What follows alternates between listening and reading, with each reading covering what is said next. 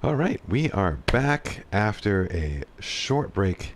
I am Mike November Whiskey. Welcome to Microsoft Flight Simulator. We are at the Anchorage International Airport in Anchorage, Alaska, getting ready to hop on board this Alaska Airlines 9084 A320neo on our way to Papa Alpha Kilo Tango. And that's probably how I'm going to refer to it because I definitely cannot pronounce the name of the airport we're flying to. Although I might try. We'll see. We'll see how this goes. Ooh, there's noise. As you can see, we are on VATSIM tonight, and there is activity. I just heard, oh, there we go. There's a plane that just landed. I think that is a Boeing of some sort. But there's some activity on VATSIM tonight. We don't have ATC coverage in Anchorage yet. It's still kind of early in the evening there. We may still get lucky, but that is fine. Even just seeing other VATSIMers live at the airport is a treat and a joy. We are flying in Sim Update 9 tonight. It was released earlier today. There's no specific fixes that we're going to be exploring. We're just going to be looking at general performance with all the updates and see if we notice any improvements. One improvement we might notice is with the clouds. They did some work to fix some bugs with the clouds, and I think some performance as well. But as you can see, it is fairly clear in Anchorage right now. With some clouds there towards the mountains. Regardless, it should be a gorgeous departure. Oh, hey, Pentagon, how is it going? Good to see you. But yes, since it's been probably almost 2 weeks since I've streamed, it will be a lot of fun to see if I actually remember how to do anything properly. As you know, we strive for realism on the stream to the best that we possibly can, and to the best that can be expected, given I don't have a pilot's license yet, but yeah, thank you. Yeah, it was a good time. We had we didn't leave the ground. There was no flying involved, but we actually did get to see some airplanes take off and arrive at the Charlotte airport, which was quite a lot of fun. But yeah, so I think that's enough preamble. I don't want to let this stream go too late tonight, so let's hop inside our cold and dark cockpit and get things rolling. Starting with the overhead. Let's get our batteries activated. And get our external power connected.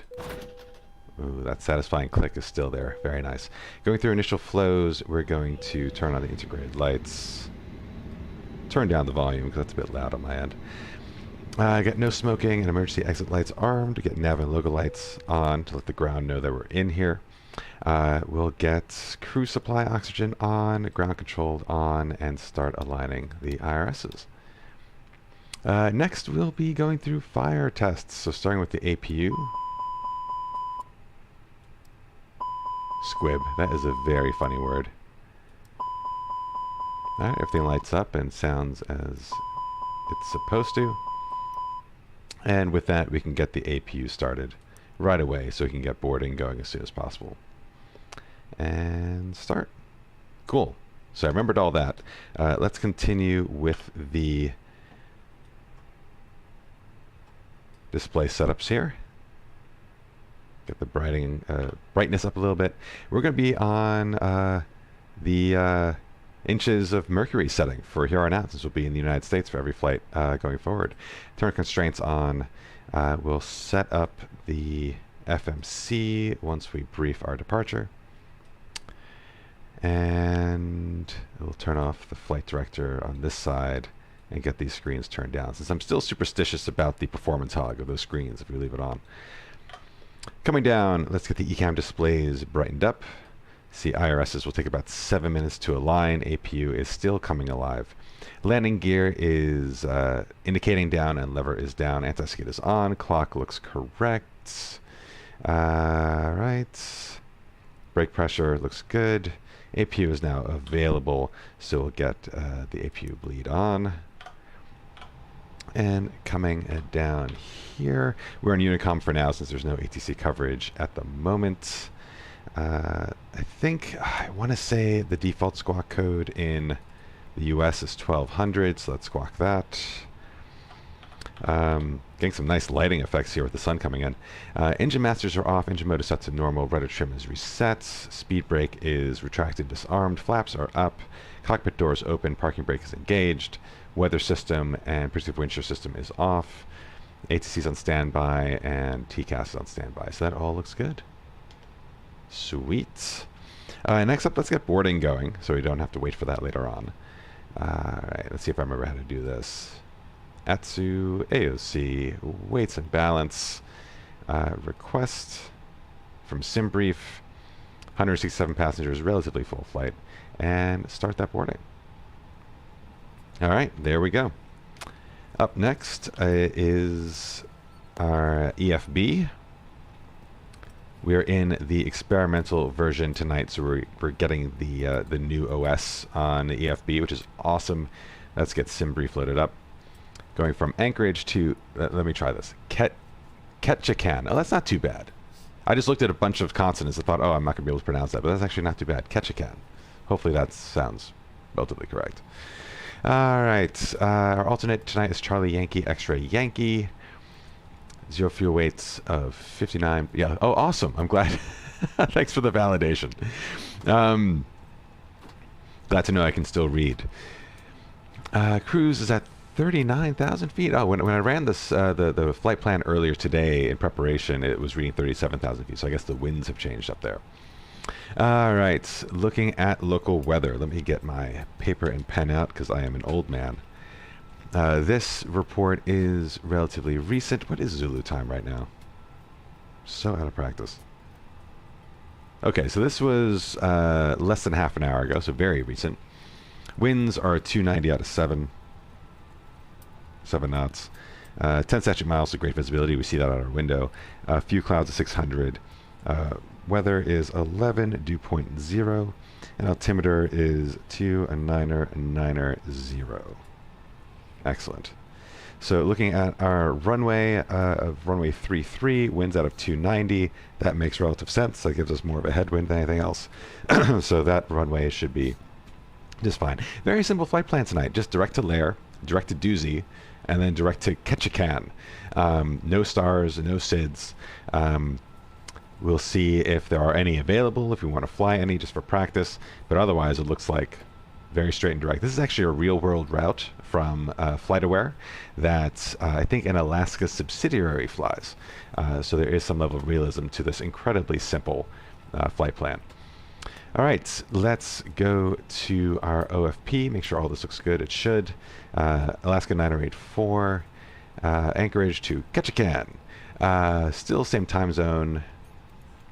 Alternates correct, flight number is correct, cost index is 10, flight level 390, trip Apollos is low. Trip wind is slight tailwind of 2 knots, just under 2 hours in the air. Low shear rate, so not left turbulence expected. And that all looks fine to me. All right, looking at fuel, since the weather looked fine, I'm sure the weather's fine down below, we'll just take this 7345. And we'll get that loaded now. Oh, and let's actually, we can just pull it in. That's so easy. This is still in pounds. I think they still need to fix this to show it in kilograms because the settings are for kilograms, but that's all good. All right, let's refuel. Take about 5 minutes for that. Boarding is completed. So I think next step is to prepare our charts. And I've been using the FB for charts lately because I think it's a bit better on performance. The Navigraph add-in is a bit wonky. So let's go ahead and do that. So our from Anchorage. Ladies and gentlemen from the flight deck, on behalf of myself, your captain, the first officer, and cabin crew, I'd like to take this time to welcome you aboard our flight. We're just wrapping up some paperwork up front here and waiting to receive final numbers from the ground crew, then we'll be on our way. Flight attendants will be coming through the cabin shortly with a very important safety briefing. We do ask that you give them your full, undivided attention as they review the safety operations of this Airbus aircraft. We do appreciate your business having you aboard this flight. If there's anything we do to make your flight any more enjoyable, please don't hesitate to ask. Welcome aboard. All right, so we have our airport chart here. Let's take a closer look at this. See if there's anything to be aware of. Some runway incursions don't need to worry about since it's not too busy today. All right, nothing for runway 33. So we'll be departing to the north. It feels like we should be operating with a SID. I'm guessing it's not on the real world flight plan because it's probably not filed with the flight plan. It's probably signed by the tower, or by ground rather. So let's take a look at, I'm actually going to pull up the Navigraph add-in. I'm going to break my rule right here. I want to see what departures are appropriate. Oh, they logged me out. Look at this. This is what happens when you don't stream for a while. Nothing works.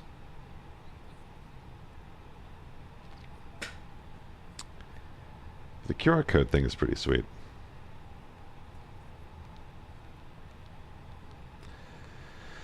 Authenticating. All right. There we go. Magic. Magic, magic, magic. Let's pull in our flight plan from SimBrief. Ah, there it is. There's our super simple flight plan. But let's take a look at departures and let's see what makes sense for runway 33. Okay, it's pretty clear. If it's left up to us, the no end for departure looks appropriate because that will get us on the right trajectory to our first waypoint, roughly. And that will make our departure a little bit more fun. So let's go ahead and plan for the no end for departure. That's a fun name for a SID. All right, so let's come back to our EFB, go to SID and look for no end 4. There it is. And let's brief this thing. All right, so coming out of runway 33, climb heading 329 to 652 feet. That's very precise. Then left turn direct to cross Egg Kaj.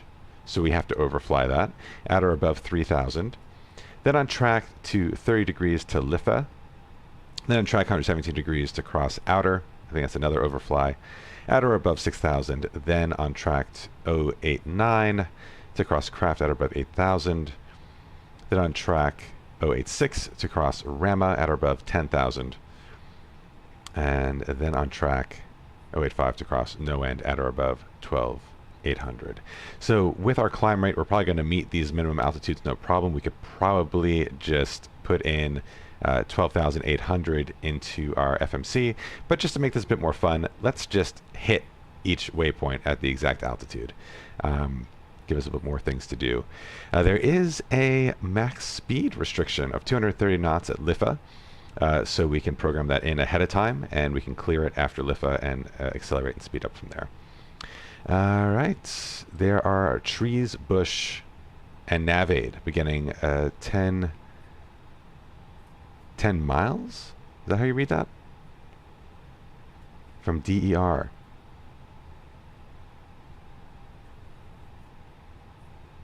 All right, I won't pay attention to that right now because I want to get in the air. All right. All right, that looks pretty good to me. So next step is to program the box. It's coming down here, starting with our, oh, getting some shaking my rudders. There we go. IRSs are still aligning. How much time do we have left? 1 minute. Okay, so no worries about that. We'll check it again in a sec. But we do have the correct engines listed. We have the latest AirX cycle, which all looks good. And we'll go back to init A. In the interest of time, I'm going to pull it from SimBrief, so it'll just be all automated. Make sure all the information is correct. Anchorage to Ketchikan. That's our alternate. That's our flight number. That's our cost index. That's our cruise. Triple pause. Let's compare that to the OFP, because I prefer it from here, because this is a trip average, the way it's calculated. So 29748. It's a bit higher. That all looks good, and looks like IRSs are now aligned, which has got the GPS primary notification in there, so we'll just double check in the IRS menu, and all 3 IRSs are on nav. Perfect. All right, so init A is complete. Let's head to flight plan, which is already loaded for us.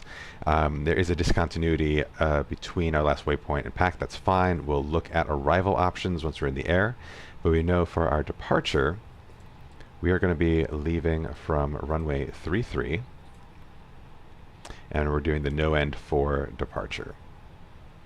Insert that. You see a VNAV values populating. Ah, so interesting. Maybe we can just have managed climb. Oh, if we did managed climb, it would just let us go above those points. since they're minimums. So we'll still stick to our plans, like manually adjusting. But it's pretty cool to see VNAV data coming in. Oh, and there's the speed restriction as well, although it's not repeated. So it's unclear if it would adhere to that speed restriction for all the waypoints before it, which it should. So this could just be like things to be done with the VNAV system. Cool. All right, what was I going to do next? I was going to look at the visual reference of the flight plan. And let's see how it looks. That looks pretty much like how it looked on the chart with all the altitude restrictions as well. We don't have the overflies. So I'm going to put that in myself. It looked like it wanted, if I recall from the chart, if I was reading it correctly.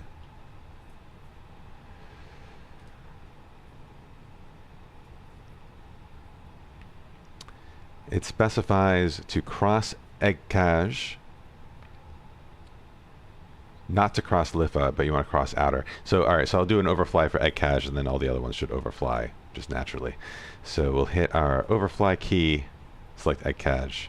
There's that triangle that shows up. That shows that we're going to force overfly that waypoint before we execute our turn. All right, so that looks good. It looks good on the map here. We'll set it back to ARC. Get down to 10-mile visibility. And next up is RadNav. So going back to our chart, just want to check if there's any VORs we want to track. We can track the Anchorage VOR. It's not critical unless we need to return to the airport for any reason. We're not planning to, but just for practice sake, we'll put in Tango Echo Delta to VOR1. There's the frequency, and we'll just activate VOR1, and it should, yep, it is tracking. Excellent. Fuel prediction page, not relevant yet. Secondary flight plan is still not operable, so going to init B now.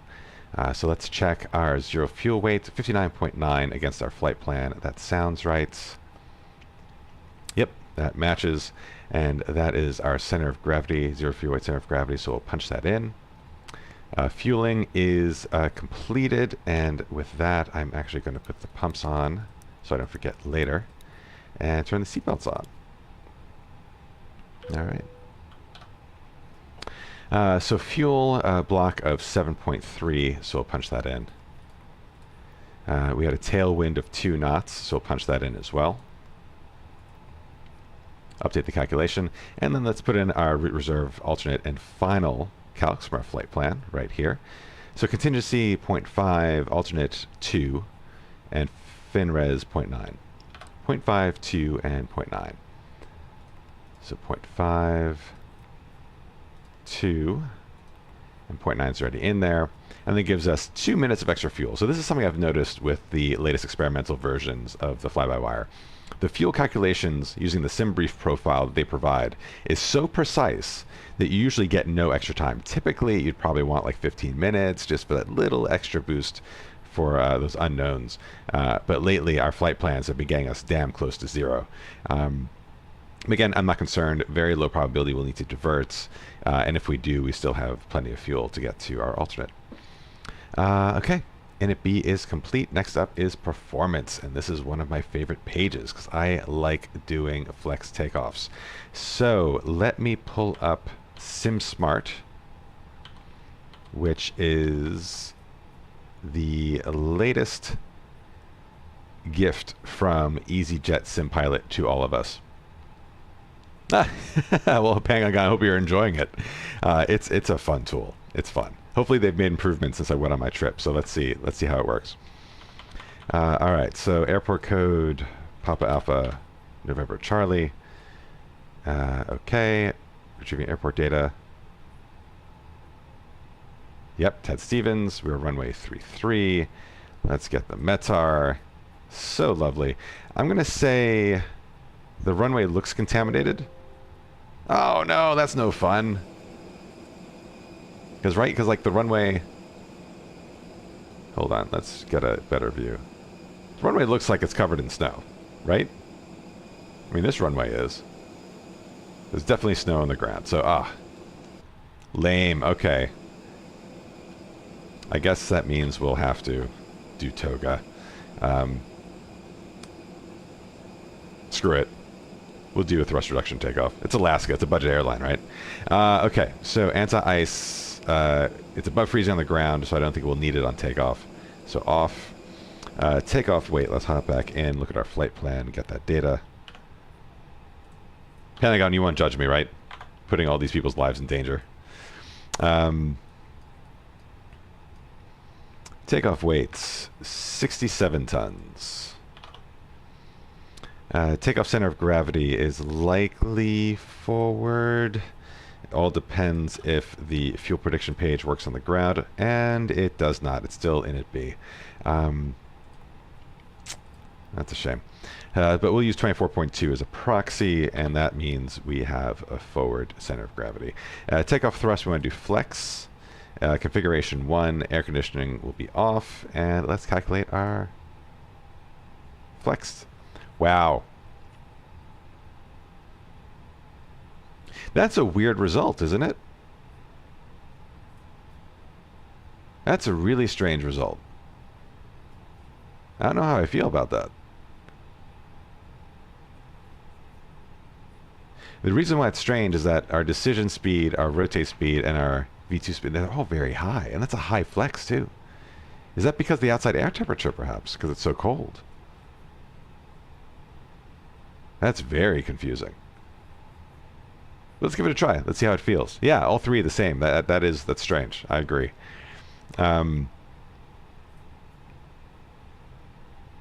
let's see how it goes. All right, going back to the performance page. We're going to go flaps 1, and then we have to do this manually. Let's see. Center of gravity was, what, 24 something, so just going to set this to, oh, that's roughly, what, 0.7 up. We can actually get the reading from the flight control menu. 0.6 up. That's fine. All right, so flaps 1 and up 0.6. Flex to temp 70 degrees, which is the highest I think I've ever plugged in here.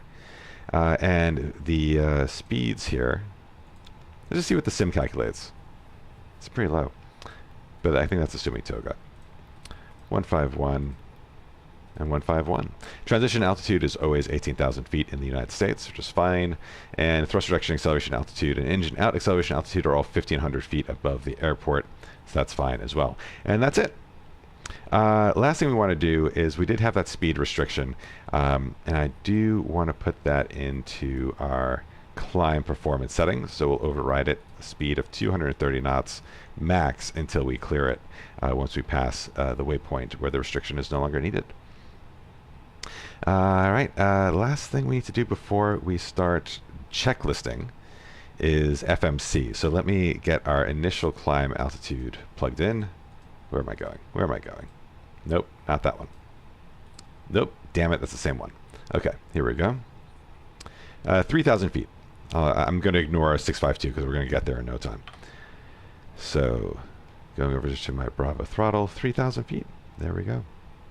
And set our QNH because we forgot to do that, 29900. There it is.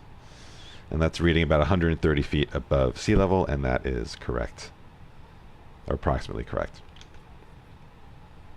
All right, friends, so I think we're ready to start rolling.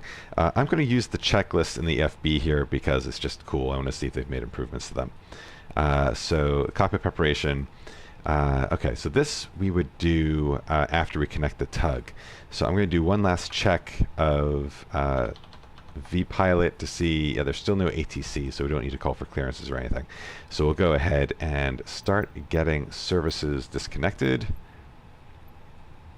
We'll go off external power now, since we're on APU power.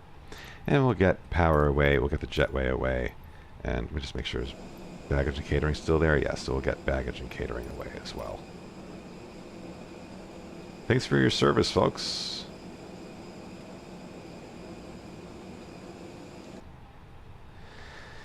Alright, and let's plan our pushback. So, using the pre-planner from this awesome mod, Pushback Planner. So we are going, oh, we never planned our taxi route.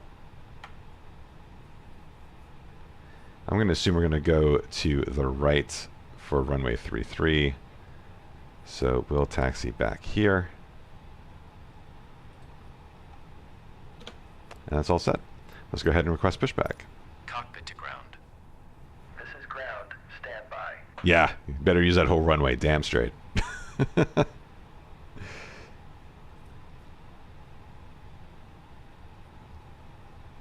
It should. There are no obstructions.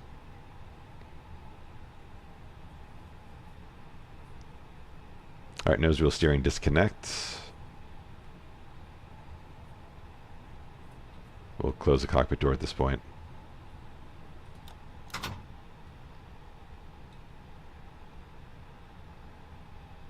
Okay, sir. The bypass pin is installed. All doors and hatches closed and all ground equipment is removed.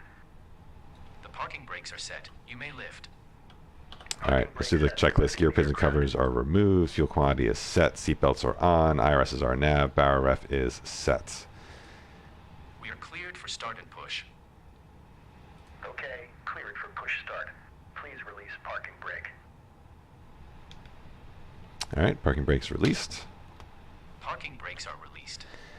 Parking brakes released. Takeoff speeds and thrusters set. Windows are closed. Beacon. It will start in the sequence. Beacon is on for the engine start.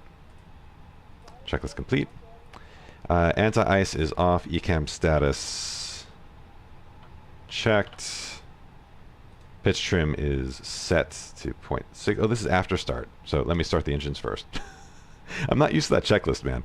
All right, so sets engine mode to ignition. Bleeds are on. Engine flows on. Engine 2 start.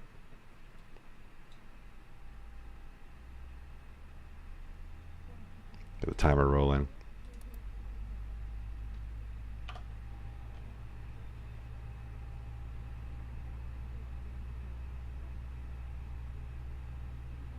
Starting to see the hydraulic systems come alive, which is a lot of fun.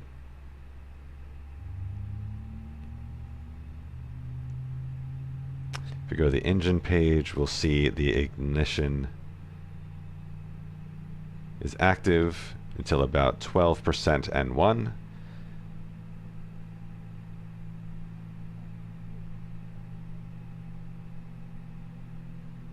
And you can tell it's starting up more slowly because it's pretty cold. It's pretty cold.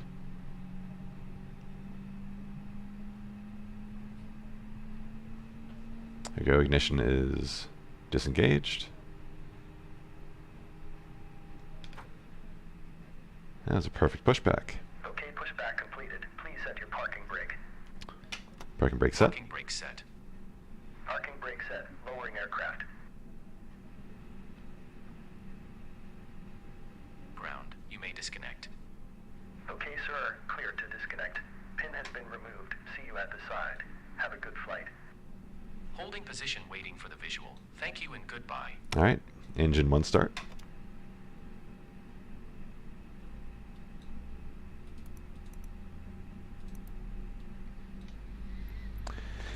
Pushback is done. They're going away. While we wait for that engine to start, let's quickly brief our taxi.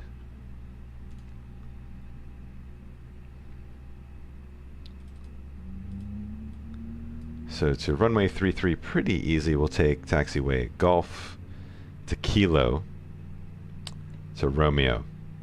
Golf, Kilo, Romeo. Oh, we'll cross Romeo, so Golf to Kilo. Easy.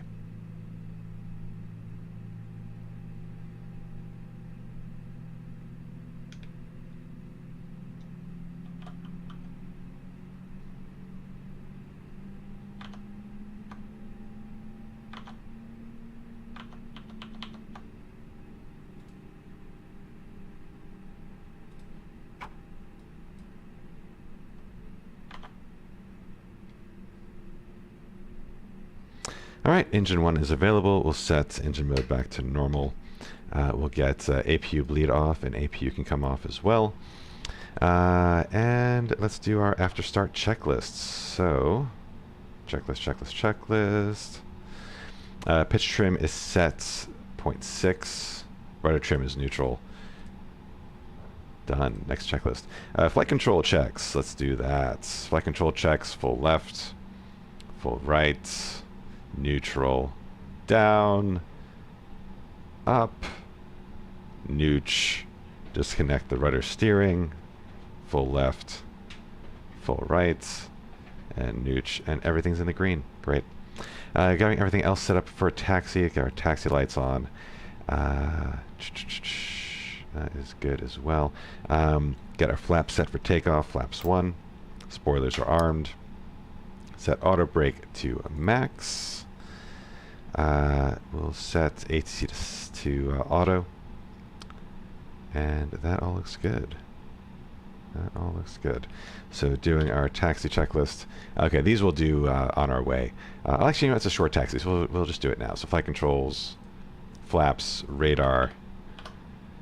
Got radar and predictive wind shear system on.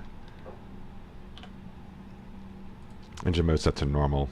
We'll do ECAM memo once we are rolling. All right. Parking brake disengaged. Let's go.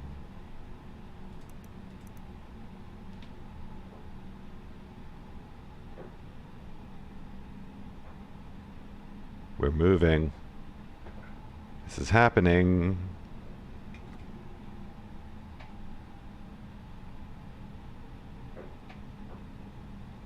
It feels sluggish, and I wonder if that's because of the snow. If it is, that's amazing. Right, we're getting about 35 frames per second on the ground, but it looks pretty smooth to me. It's not shuddering at all. Alright, I'm going to pretend this is golf. Let's ping the cabin crew. Takeoff config normal.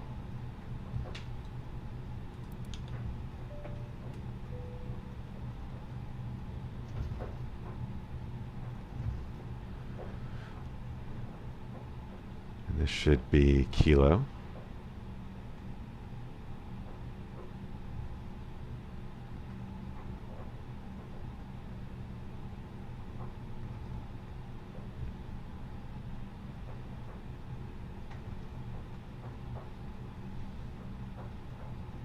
Yep, we're crossing Romeo.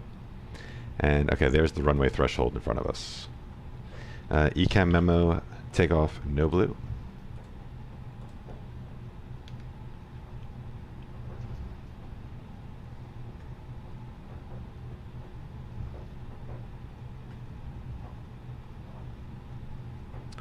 Alright, we'll stop right here.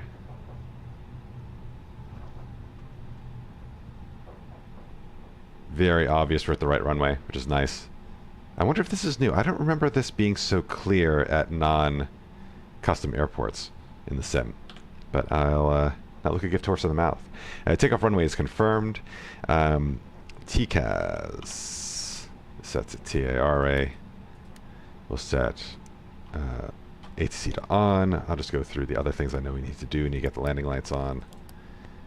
Set to takeoff. Like a Christmas tree, strobes are on, all lights are active, and we'll turn the PAKs off. For takeoff, please prepare for takeoff. TCAS, PAKs 1, 2 are off, and that's it for our checklist. So, Anchorage traffic, Alaska 9084, taking off runway 33, Alaska traffic, or Anchorage traffic, whatever, it's close enough. All right, let's take the runway.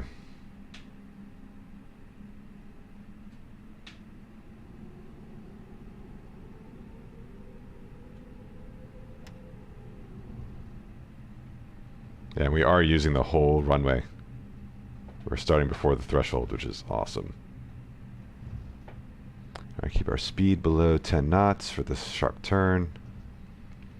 And when that hits that first third of the window, we'll turn. Oh yeah, the runway lights seem to be a lot better, and that was a terrible turn. Oh my god, I apologize.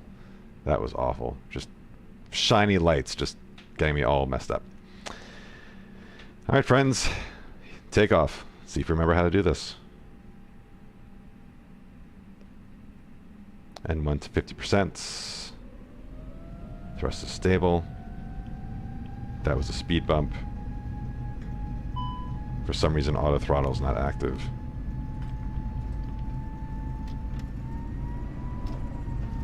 There we go, man. Flex. What is happening? Sorry, guys. That was terrible.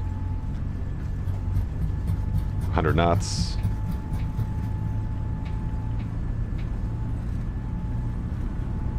This is already very dramatic.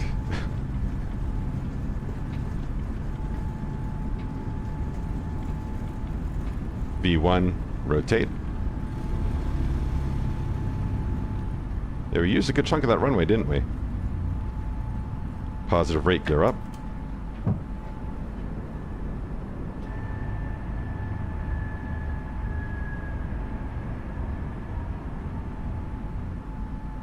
.630 feet, we'll turn towards our first waypoint. I'll activate the autopilot. PAKs come back online.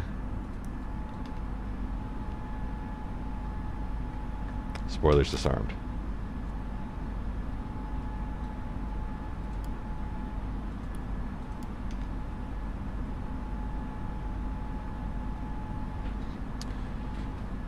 After takeoff checklist, landing gears up, flaps retracted. Not yet. We're not at speed, so I'll do that checklist later. We're at acceleration altitude.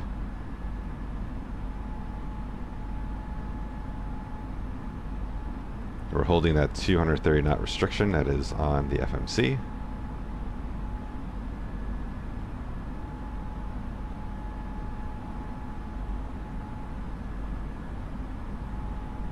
It's not indicating thrust climb, but I should be going to thrust climb. Speed checked, flaps retracted. Thrust climb.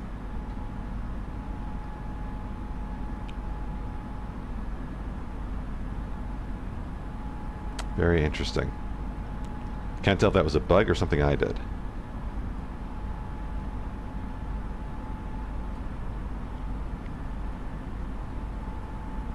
Speed Alt Star.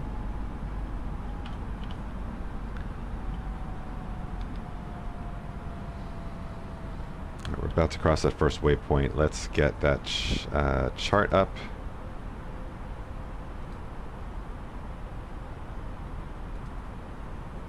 How do I close this chart?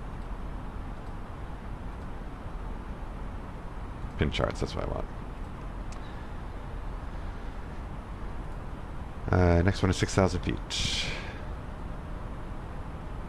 So we'll get that in the box. We have crossed that waypoint and up to 6,000. Thrust climb, climb.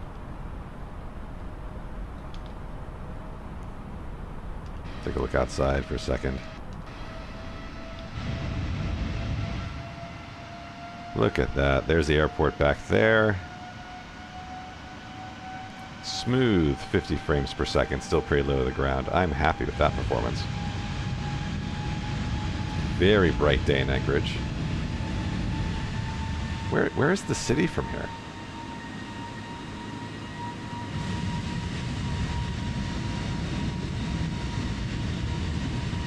Very unclear. Oh, that is super cool.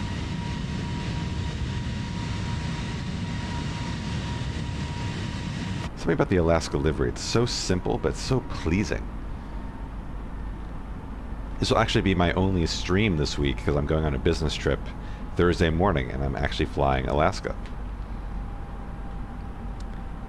So looking forward to that.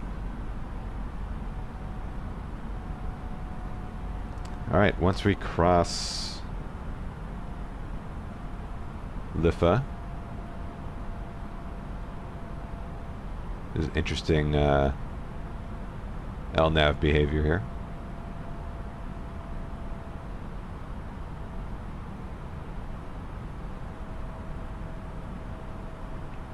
I guess it's reading that we're beyond Lifa, so I'll go ahead and remove that speed restriction. We'll speed up to 250 knots.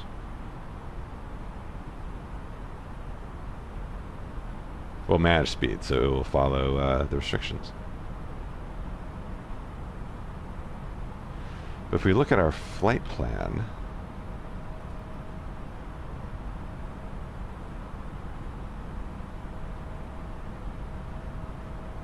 I see. So it has the speed waypoint, the magenta waypoint. So, okay, there we go. Now we are speeding up.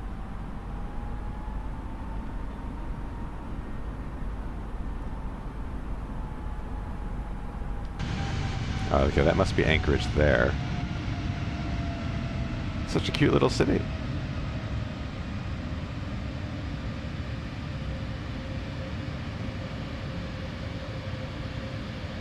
For some reason, I imagine there would be like skyscrapers, but...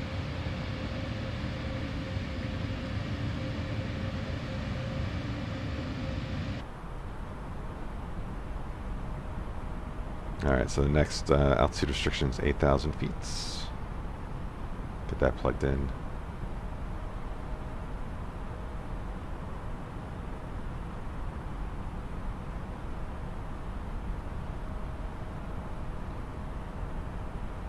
Also, the nice thing about following the SID is that it's a much more scenic departure. You know, you don't get too high too quickly. You get to kind of enjoy what scenery there is to enjoy.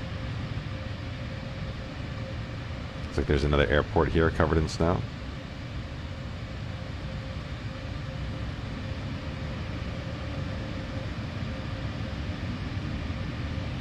Interesting, I'm noticing the draw distance of the trees more.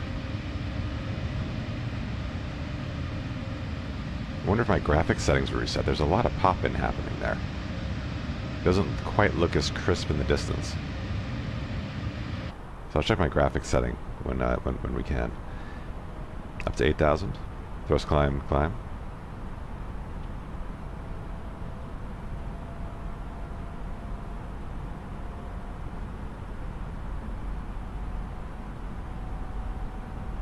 And according to the VNav, we'll get to 8,000 right before we need to. Oh, nope, it's updating.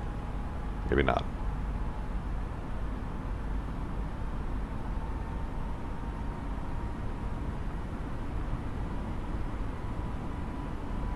There are,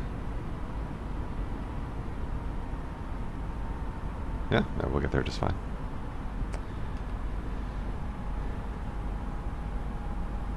Means we'll keep going to 10,000.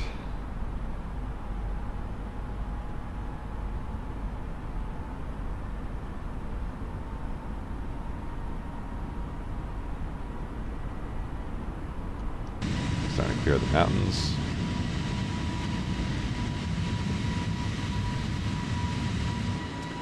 I mean, it still looks really good.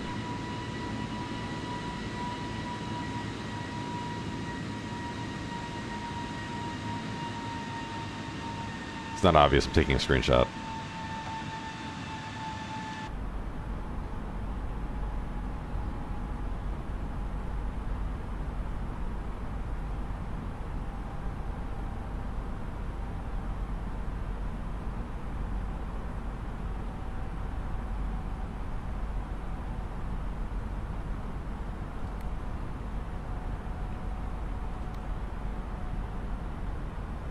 Oh, do we have a discontinuity that I didn't look at? Looks like we do. Hold on. So, clear. Oh, shit.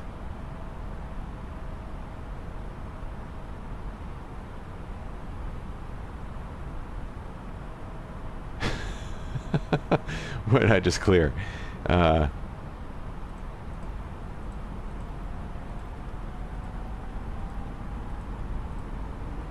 I just cleared no end. Hold on.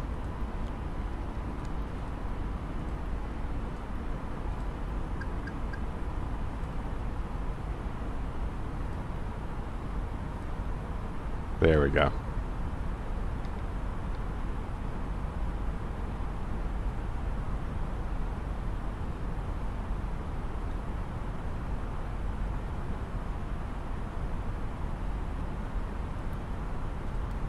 Where did I just mess up?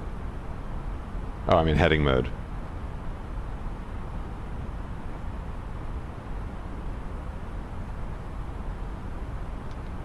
Alright, well, I need to clear myself up to 39,000 feet, or else we're going to hit something.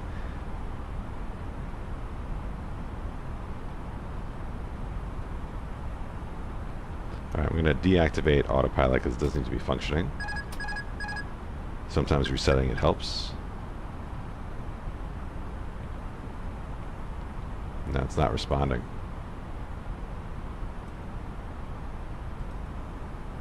Thrust climb, open climb. Okay. There we go. That was strange.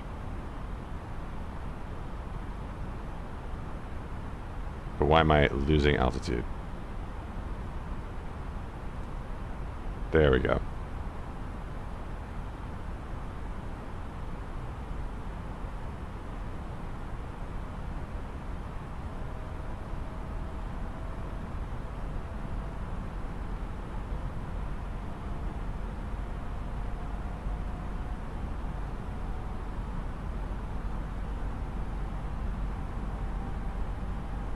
Alright, I think we're good. That's so strange.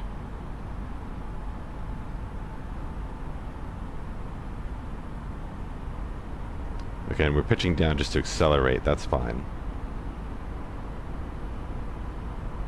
I just feel like we're very close to these peaks.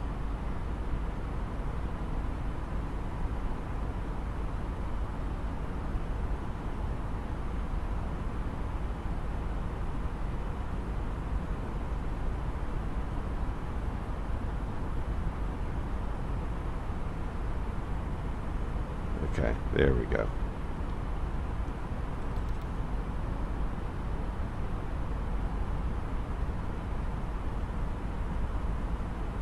We got things working again. Set that to airport. Let's get landing lights off.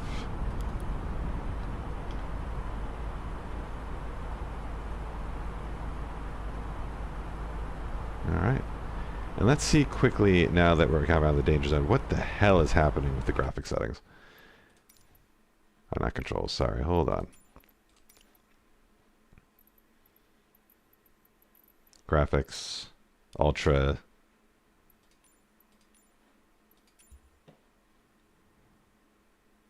Level of detail. That all looks correct. Let's see if that did anything.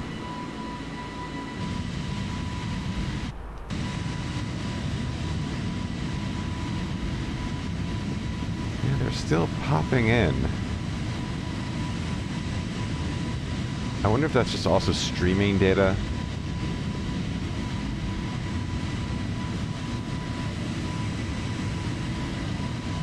I'll have to look into that later.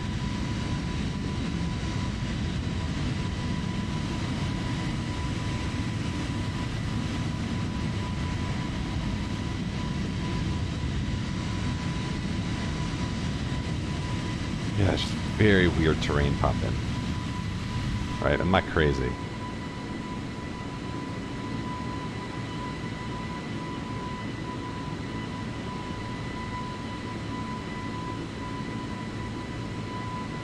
And it's not a distance thing, it's even happening beneath me.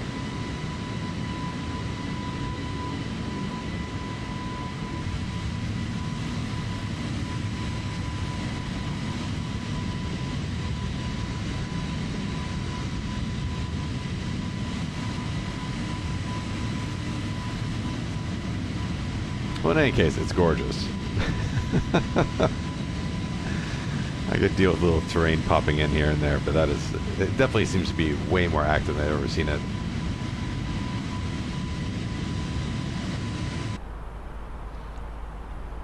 Alright, well, we are well on our way. Some hiccups on that departure. Some I'm going to blame on some update 8, or some update 9, some I'm going to blame on the fly-by-wire, but some I'll just blame it myself, because that is honestly the truth.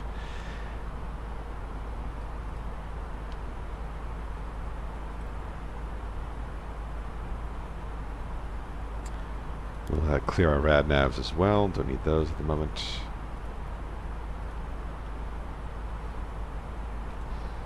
Alright, and then once we get to top of climb... Oh, and QNH is standard because we're above 18,000 feet. Yeah, so we get to top of climb at about 120 miles, according to this. We'll see how accurate that is.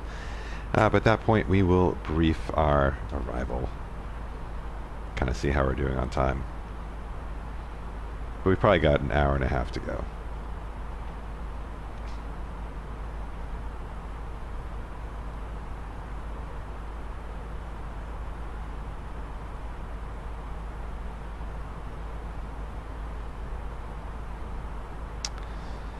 Let's see.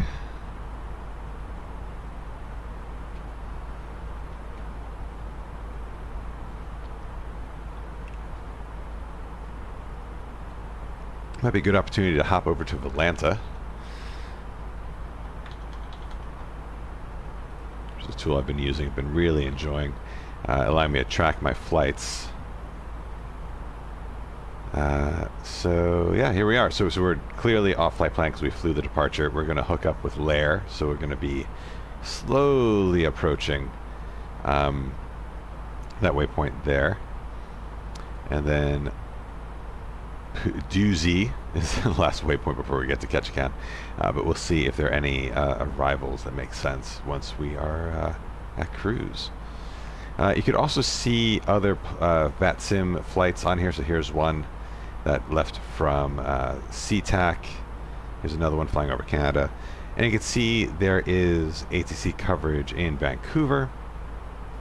Tower at Portland is online, but no one is at Ketchikan, although there is, I don't know, they're in the air. But depending on their flight, where are they heading to? Oh, they'll be on the ground long before we get there. But always looking for opportunities to try out the TCAS system. You can see we have some more ATC coverage in the Eastern United States. This is prime time for East Coast because it's kind of late evening. We are going to make our way to Newark eventually. We're going to hit, we're going to hit Ketchikan. We're going to head down to SeaTac. We're going to hit SFO. Then we're going to make our way across the central United States and eventually land where we started at Newark. After like 55 flights, which is going to be that'll be a fun stream. We'll find a way to celebrate. But that's the plan, and we'll definitely have better ATC coverage when we're crossing the continental United States. My watch literally just reminded me to go to sleep, and I'm sorry, but we have a plane to land, we have a plane to fly. Looking at the flights tab here, you can kind of see, I wish I tracked our whole around the world journey. I didn't know Volanta was really a thing until we were at Sapporo, and at this point we're already like 40 flights in. But this has been our route since then, so we've been looking to make 2-hour-ish hops at a time, just because I do enjoy to sleep and I do have to work and I do have a life outside of this. As much as I enjoy this, but we had to keep flights to about 2 hours, but it made it challenging, it made it interesting to find routes around the world that allowed you to cross large bodies of water with only 2 hours of time. So this is the route we took to Anchorage. Stopped at some interesting airports on the way, lots of former military posts.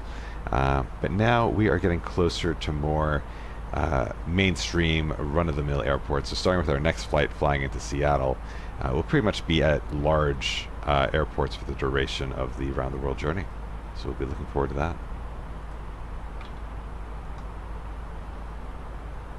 And that's Volanta. Oh, and I realized, you guys have been staring at the calculator this whole time. I am so sorry. Let's get that out of the way.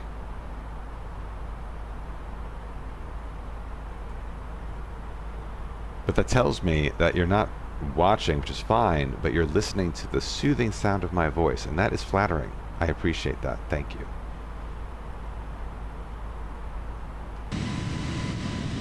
Let's see.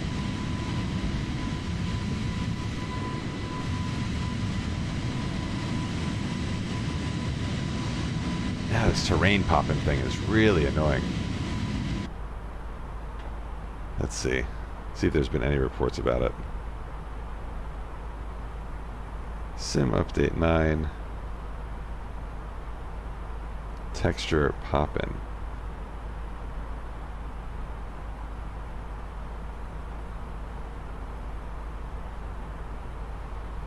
Yeah, excessive level of detail pop-in after sim updates.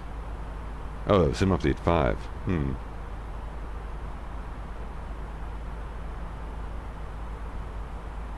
Off-screen terrain pre-caching. Let's look at that.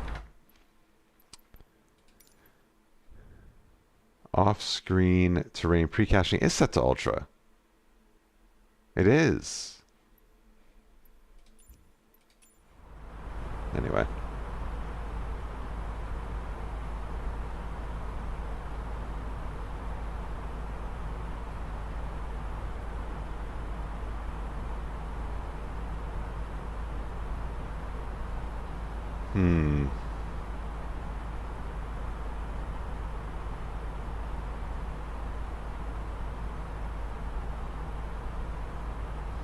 See, it seems like an old bug, but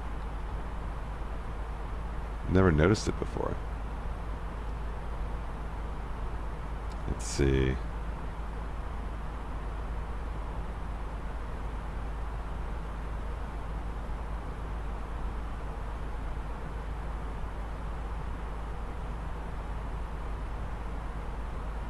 Yeah, doesn't seem to be any reports, and it might still be early, it might still come in over the next few days, but no one's reported excessive LED texture pop-in.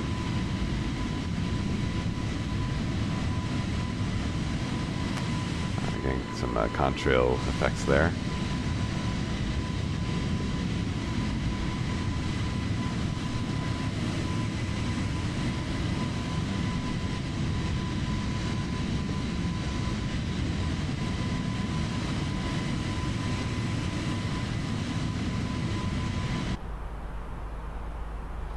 Let me look up some of the old solutions to see if any of them might still apply.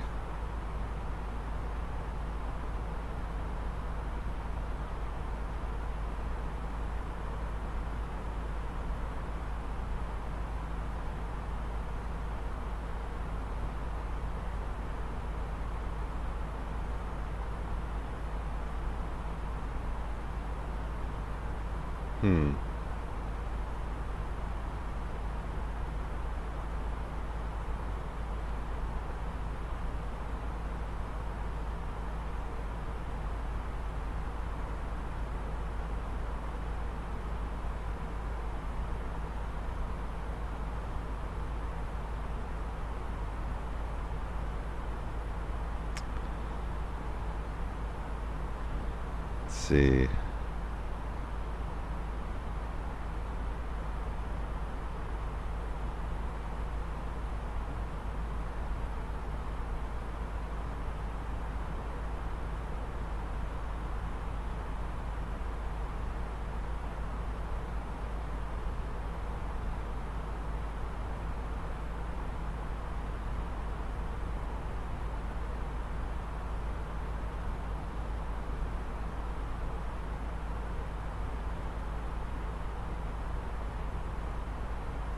Yeah, level of detail settings doesn't seem to fix it.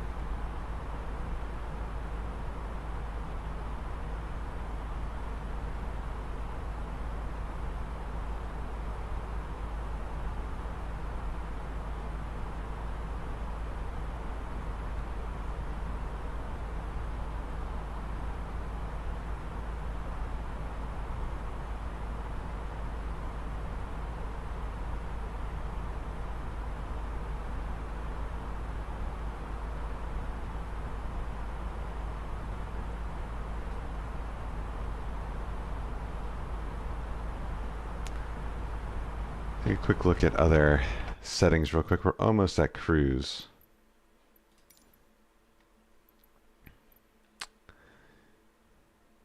Render scaling, that looks good. Anti-aliasing, that looks good. Object level detail. Ultra, ultra, ultra, ultra. And data.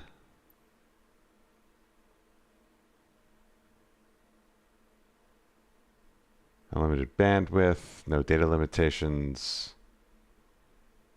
Rolling cache is on. I cleared that earlier today.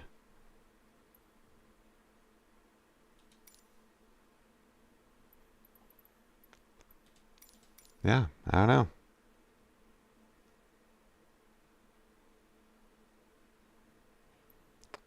I mean, let's pump this up to 250 and see what happens.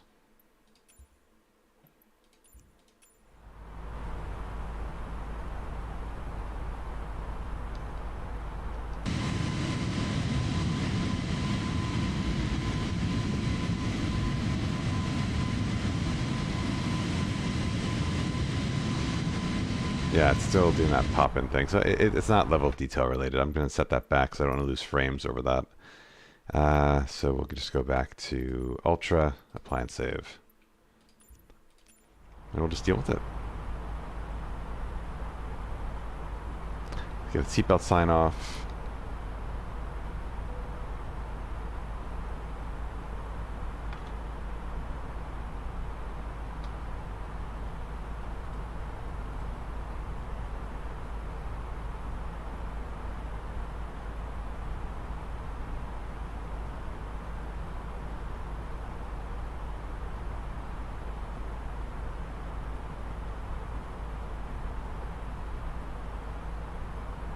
Hey, Pentagon. Yeah, we had a pretty rough takeoff. Got some bugs on VNav.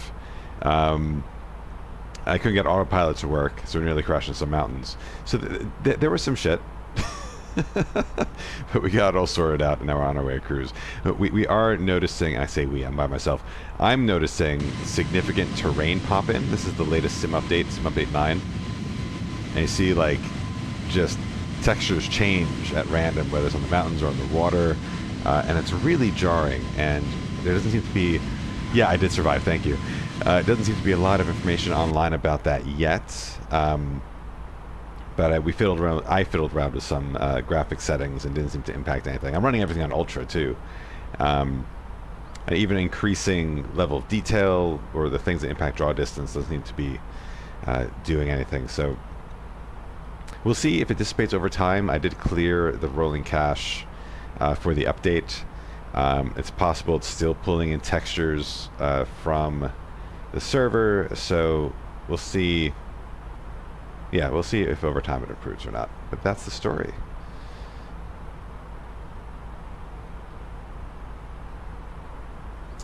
I was about to do something. What was I going to do?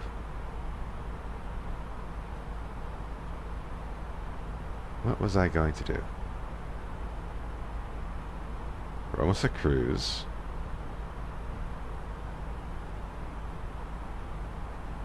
Oh, I didn't even realize that was a product. Alaska Orbix Mesh.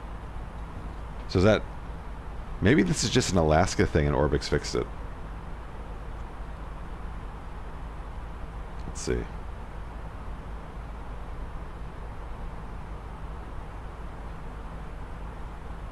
Oh, wow, that looks gorgeous.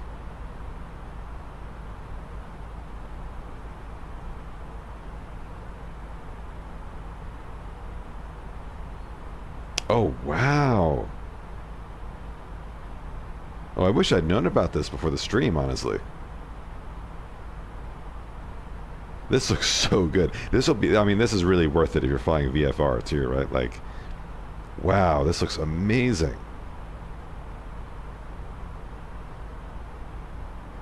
Yeah, $9. It's definitely... That makes me want to come back to Alaska at some point.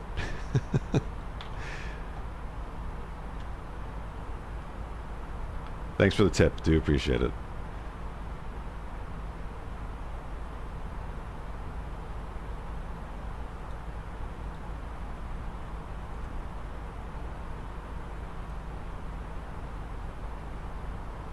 Yes, yes, I have. I've been following casually the progress on the PMDG 737. I haven't been paying too much attention because I don't want to, like, I kind of would want to explore it for myself once it comes out. But I'm gonna be all over that when that releases. It kind of feels like if the A320 was an automatic transmission, I feel like the 737 is the manual. If that makes sense. Flying Fabio. Yeah, I don't follow Flying Fabio. I should check him out. The videos I've seen on it are from British AvGeek. He's been doing some tutorial videos. Again, I'm trying to, like, avoid it, but I can't because I'm curious. Looks good. Oh, nice. All right, let me pull up Twitch real quick. Follow him, because if I don't follow him now, I'm gonna forget.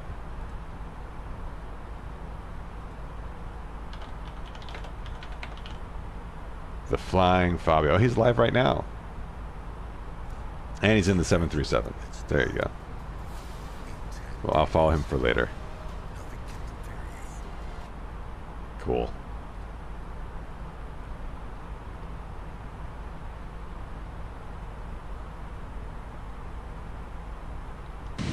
We're starting to come over some clouds, which will actually hide all the texture pop-in. So this is good news. Thank you, clouds. Nice. One thing I have noticed, and this might be a little petty, but the folks that got early access to the 737 are, like, their subscriber counts are just exploding. I'm like, oh, content. Exclusivity. But it's fine. I'm not doing this to like become a massive streamer. I just like engaging with the community. But I'm just like, oh, that's nice.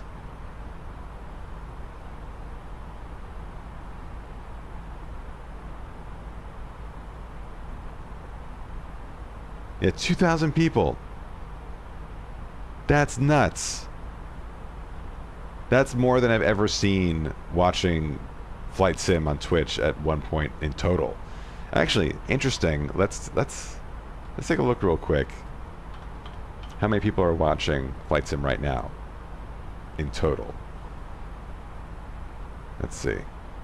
780 across all live streamers right now.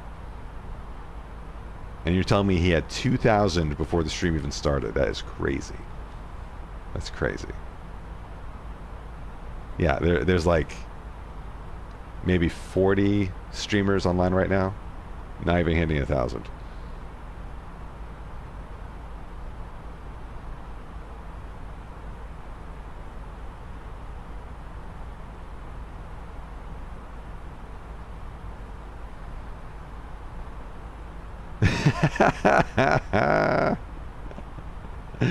Oh, that's funny.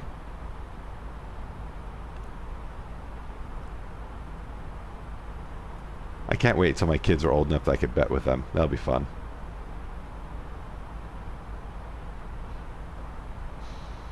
Alright, we're really struggling to get to 39,000 feet. That's so interesting.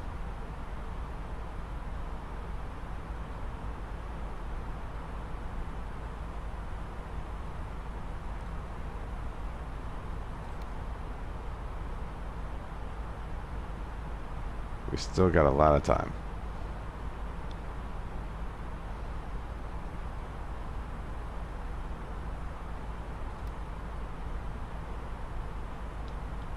But yeah, geez, it's still like 30 miles until we get to cruise altitude. 30 miles for like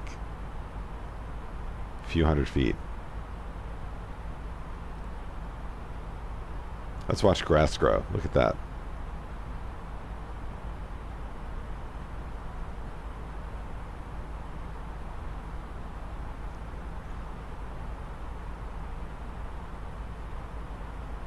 Oh yeah.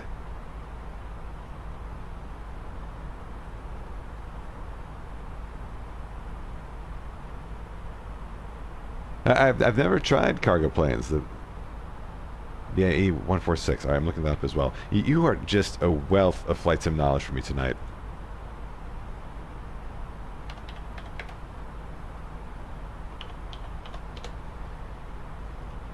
Oh, that's just a beautiful plane.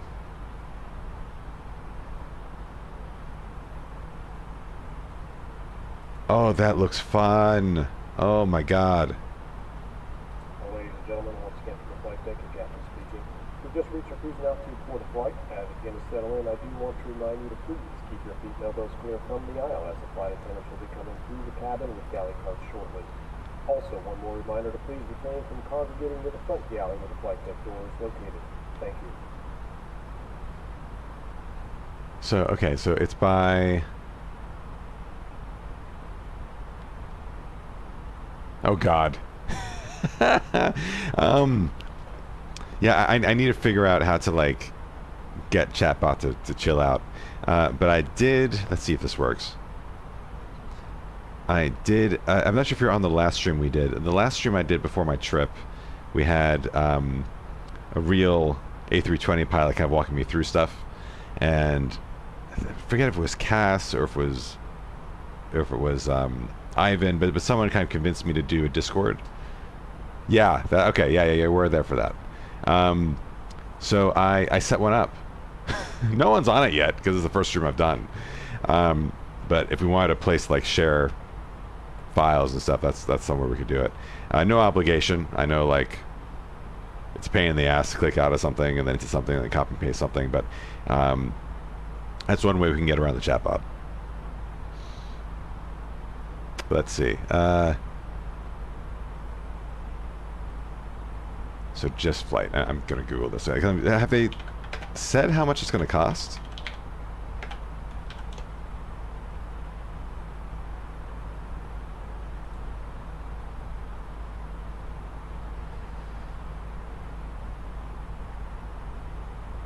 see.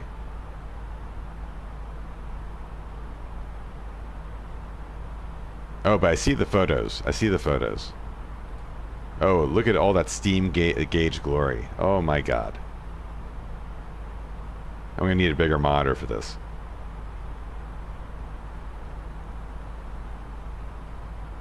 It's so crazy to see the iPad next to all those steam gauges. Alright, 50, that's not terrible. It's not cheap. But if it's like a fully authentic simulation of the thing.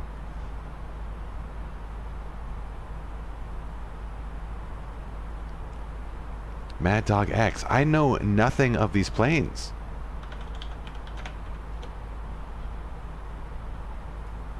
What is this?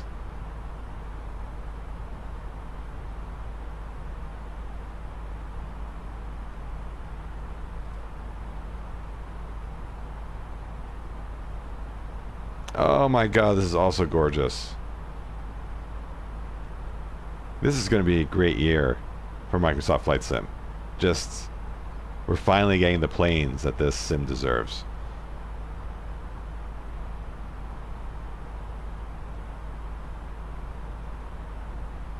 Oh man. Oh man. Alright. Okay, I'm excited. I'm very amped. But we need to figure out like what our arrival's going to look like. So I'm going to check Valanza again. Still no ATC coverage, so we're going to just assume we're going to plan this ourselves. Let's first see how long it's going to take us to get there. So going to our flight plan page here. Estimating 324 Zulu, so just over an hour from now. So we'll do our weather checks and all that in about 20 minutes. But in the meantime, we'll see if we can anticipate an arrival. Let's get rid of these pin charts. And, oh no.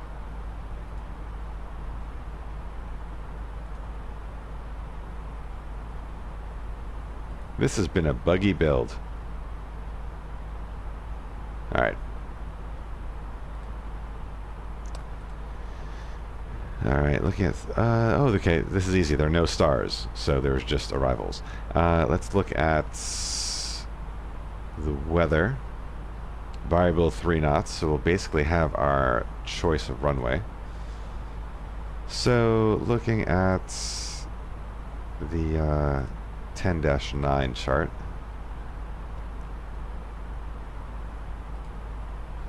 We have two options. We have runway 11 or runway 29. And since we're coming from the north, and if winds are not a factor, runway 11. Keep it easy.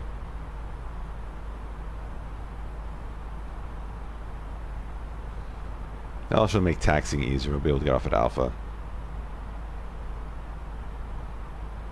Terrain causes turbulence on arrival and departure routes.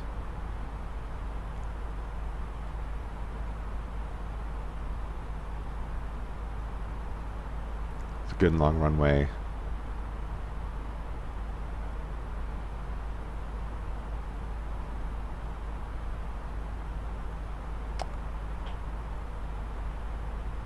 FS Elites. Alright.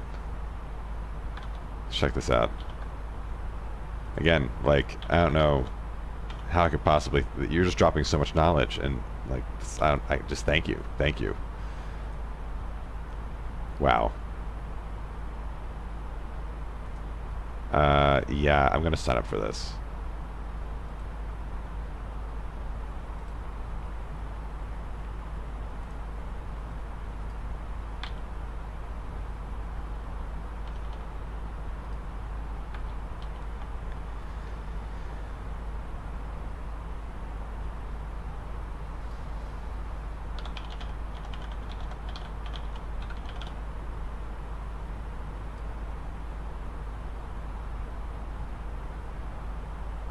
Alright, let's see.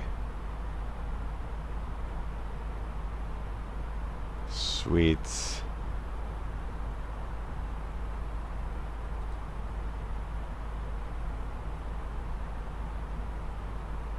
Do they do like a... Do they do like an email digest or anything? Let's see.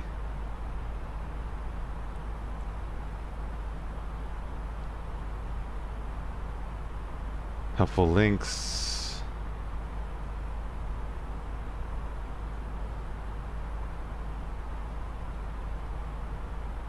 Yes, we can get a newsletter. There it is. Signing up for that shit. Alright. On their mailing list. Exciting. Thanks again.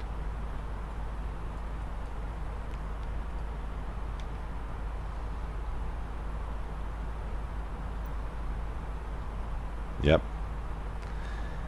Alright, so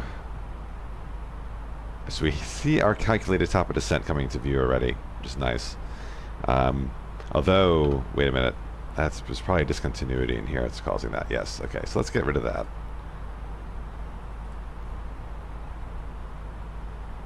Okay, so top of descent is... didn't really change all that much. Interesting.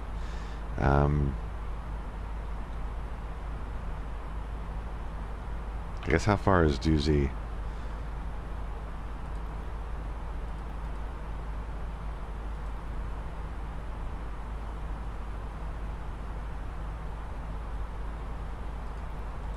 Alright, let's go ahead and put in that runway now. I just want to see what happens. Oh! You know what? We didn't even look at the approach charts. Hold on, hold on. I'm very rusty. Look at this. So runway, we do have an ILS Yankee and ILS Zulu. Let's see what the differences are. First, I usually look at the vertical profile. This looks like a circling, not a circling approach, but like a appropriate to come from the opposite direction. How about Zulu? Zulu kind of straight in. Yeah, Zulu straight in. So this is pretty easy to decide. We'll just do the Zulu. Oh,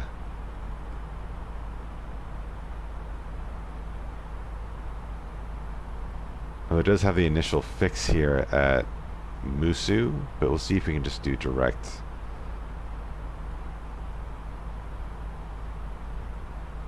This is interesting though. Okay, let's see what the box tells us. So ILS 11 Zulu, no star, no transitions, approach vias, no vias, ANN. Yeah, that would be this kind of like downwind base final turn thing. Then we're not going to do that. So no vias, inserts. Let's see. So doozy and pooty. I'm trying to say that without saying disgusting. Yeah, that's perfect. That's exactly what we want. Okay. So what does that do there on top of descent? It's still there. It's still there. Okay. So let's do our fake calculated top of descent. We want to get to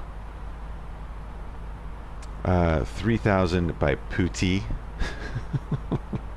Let's go to our calculator. 3,000, 113, let's call it 115 nautical miles. Let's go to fixes. Nope. Hold on. Nope.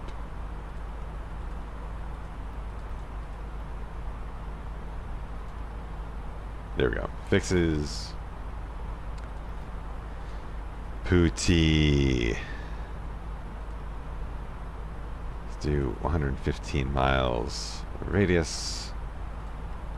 And let's see. Oh, look at that.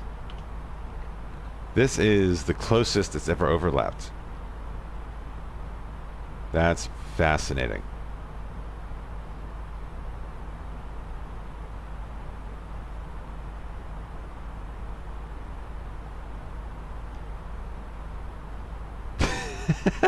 You can't avoid it, seriously. I'm just going to say what it sounds like. It sounds like poontang. That's what I hear when I see that. I apologize. My brain only works a certain way.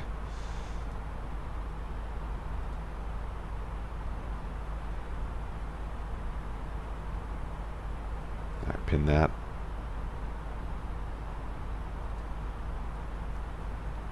Cool. So we'll do a more fulsome review when we're about 40 minutes out. Let's see what our arrival time is now with all that information plugged in. Closer to about half past the hour. So yeah, we got like 20 minutes before we have to get serious about planning. Yeah, and maybe that was the inspiration. I swear sometimes these waypoint names, there's definitely meanings behind them. Like the evidence of that around Walt Disney World, there is a waypoint called Jafar. Like clearly that was named for a reason. Let's see what the other waypoints are. Yeah, these are less obvious.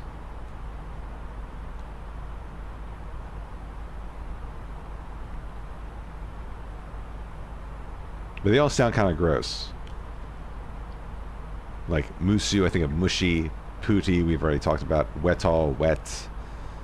Oyeku, don't know what that is. Oh, that's cool. Gandhi.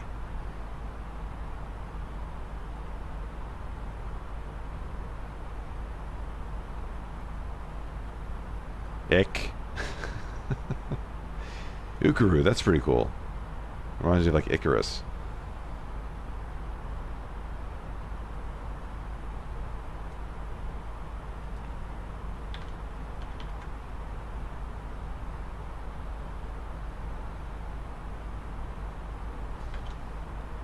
I should pull up Navigraph. I'm just going to look at waypoints for a little bit. Why not?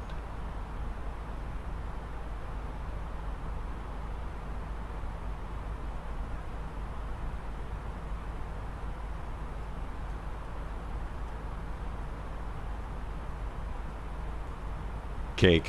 Down for that. It never hurts to explore. Appreciate the enthusiasm. Wow, jug with 3 G's.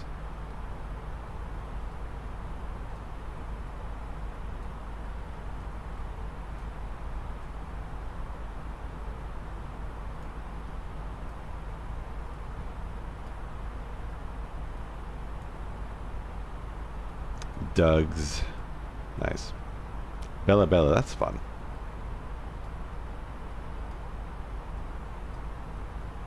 But yeah, this is actually a pretty cool way to view it. Like just the network of islands around where we're heading tonight. And I believe the airport, which is on this island to the southwest, you need to take a ferry to the main town, which is across this river here.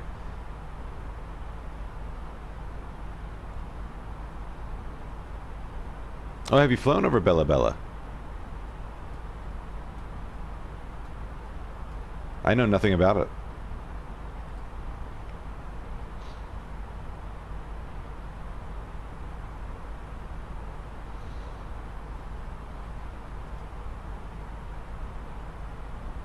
Oh, it kind of seems to be a theme. So there's Bella Bella, the Bella Kula.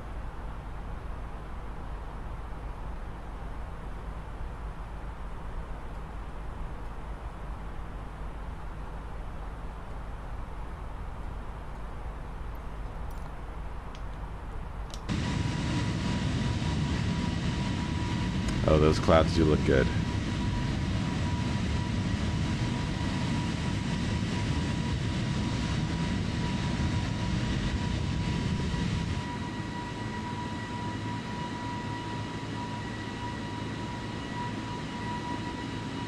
Yeah, it looks pretty good. Wow.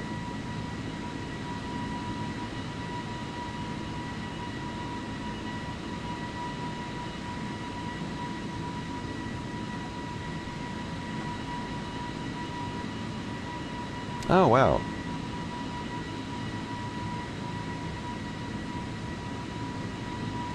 I mean, that's just a stunning part of the world. That's actually where I'm going on my business trip. I'm going to Seattle, so I won't be too far away.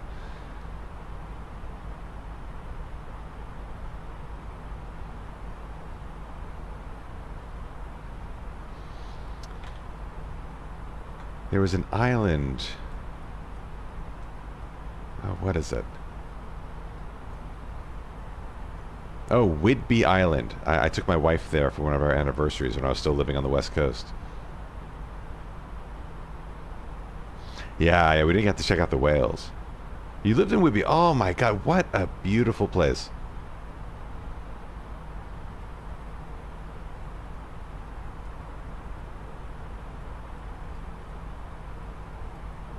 That's awesome. That was a trip. Like we took that trip right before we decided to have our first kid. That's kind of like the memory I have of it.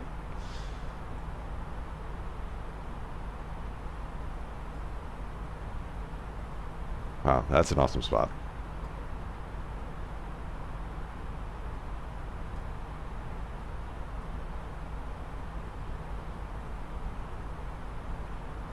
Seabolts. My memory is like a fish, so I couldn't tell you if I actually went there or not, but I do remember we ate very well.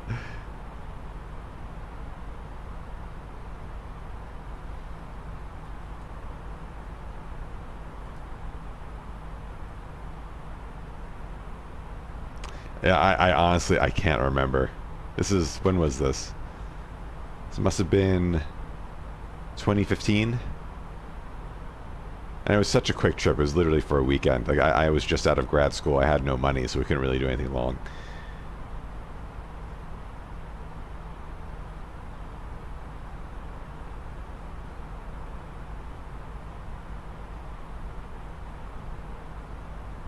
Yeah, let me Google it real quick. Let's see if it jars my memory.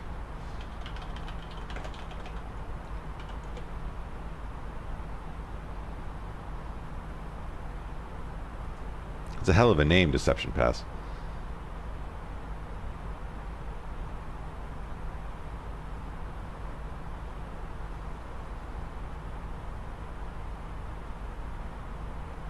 Oh, yeah. You know what? I don't think we did go here, because I would have remembered this bridge.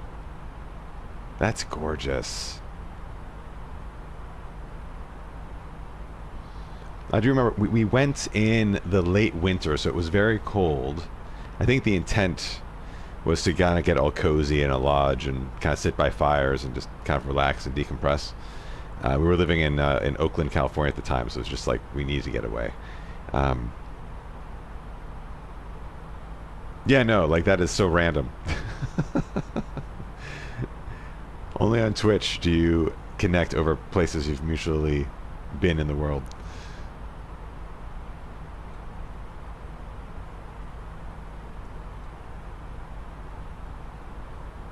I can't imagine being stressed ever in a place like that.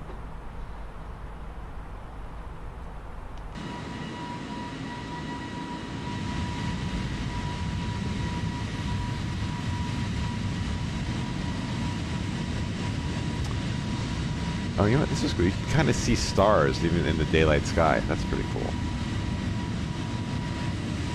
Well, the sun should be setting soon, right? The sun is starting to get lower. Ah, well, I too am on the East Coast. I'm coming to you live from New Jersey, which is less stressful than Oakland, but far more stressful than Whidbey.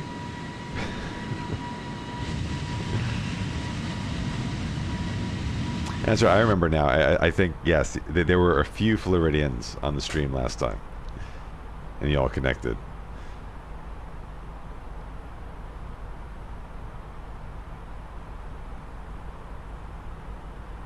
I had a childhood friend from Washington Township, but I grew up closer to the city. Well, I see the city. I mean New York City. Not that Philadelphia is any less of a city, but you know.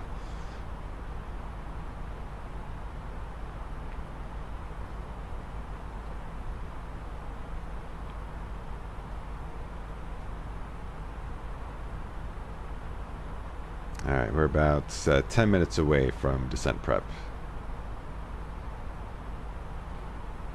And Doozy is coming into view.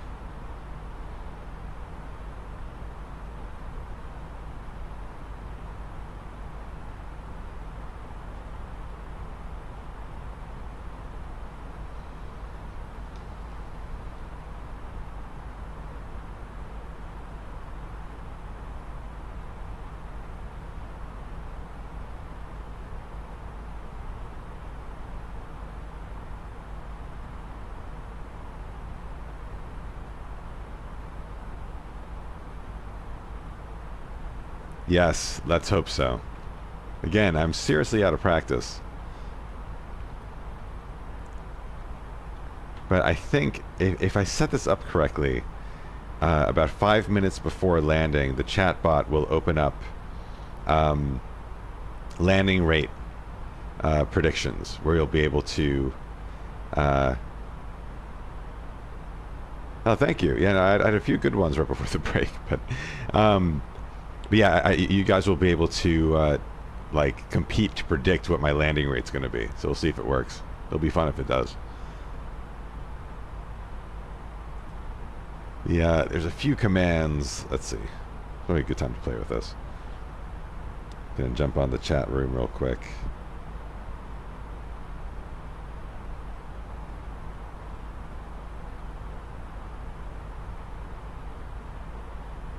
Alright, let's see if this works. So, exclamation point flight should give you information about the flights. Yep, there it is. Status.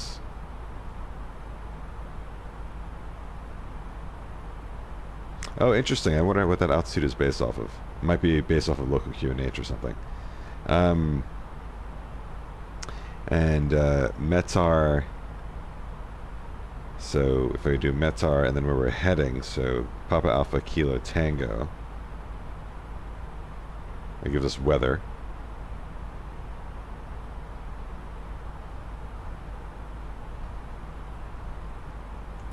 I think that's it. And then when the landing rate competition starts, the chatbot will give instructions for how to log predictions.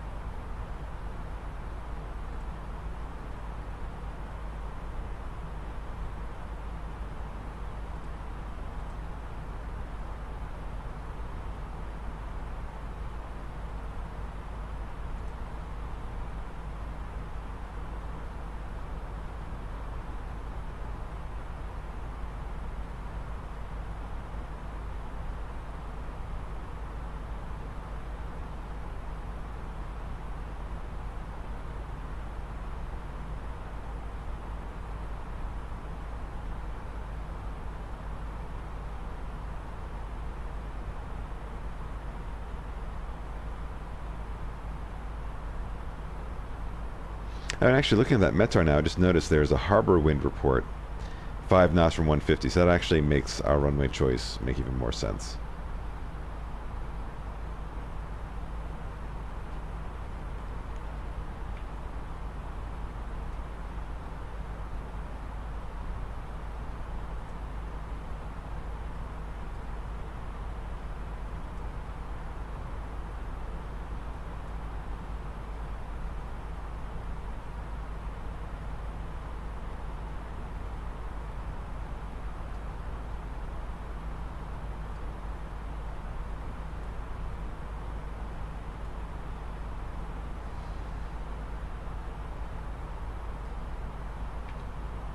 Alright, I'm going to look up some information about Ketchikan.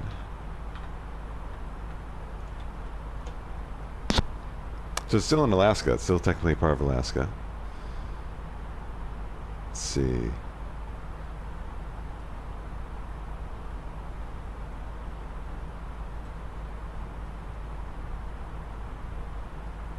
Ah, is that Tampa?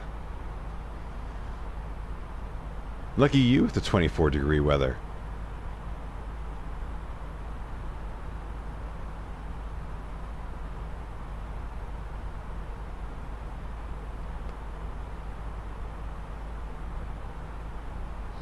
Ah, so Ketchikan, their city flag is of a fish.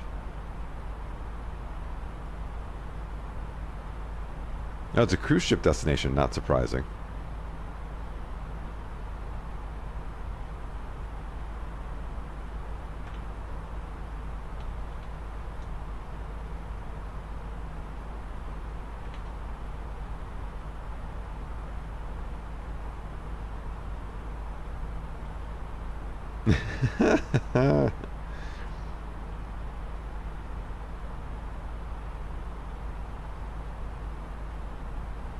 Oh yeah.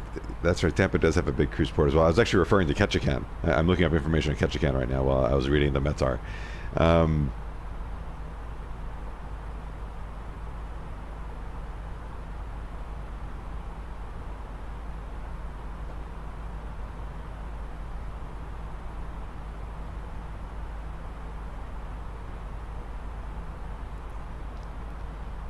Wow, Ketchikan has the world's largest collection of standing totem poles, found throughout the city at 4 major locations.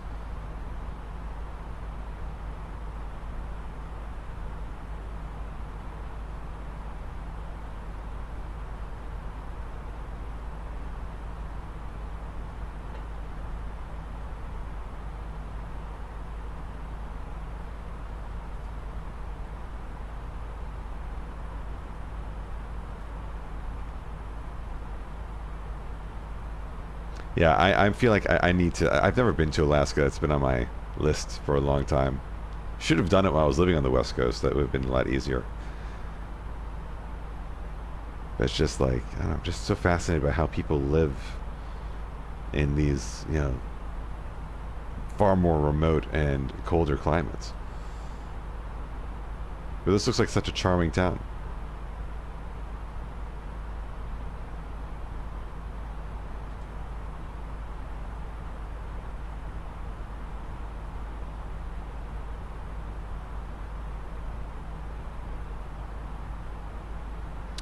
Several movies have been filmed in Ketchikan.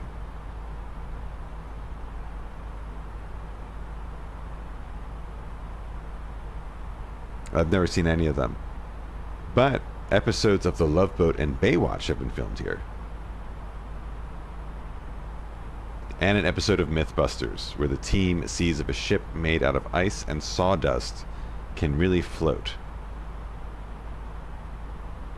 I love that show. I miss that show. That was such a good show. Those guys were based in San Francisco.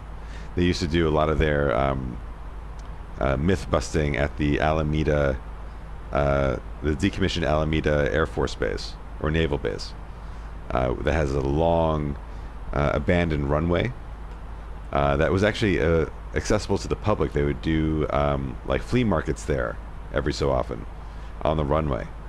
Beautiful view of San Francisco from that side of the bay, but it was a popular Mythbuster spot.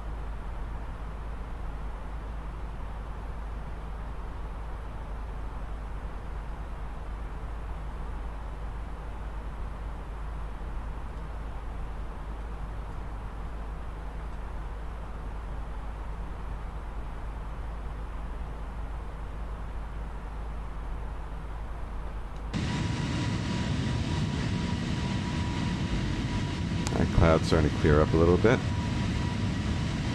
Nothing but water at the moment. But this is, you can kind of see how the light's changing now. This is going to be the cool part about this, the next few flights. Because we're going to be flying away from sunset. So it'll be getting progressively darker and darker on the next few legs. So the lighting should get really dramatic.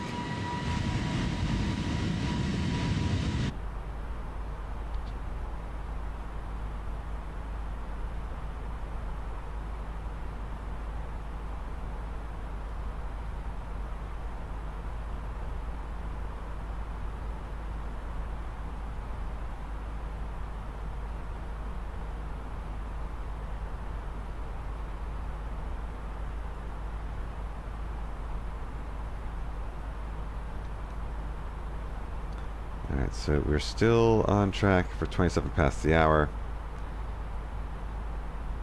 That's roughly 40 minutes from now. So, yeah. I think it's time. Let's do some briefing. I'm going to do it through the McDo. Yes, you are.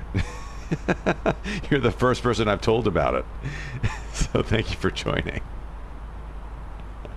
But once the other folks come on, I'm sure Cass and Ivan and some of the other folks will jump aboard as well. But thank you for being the first. You'll always have that distinction. All right.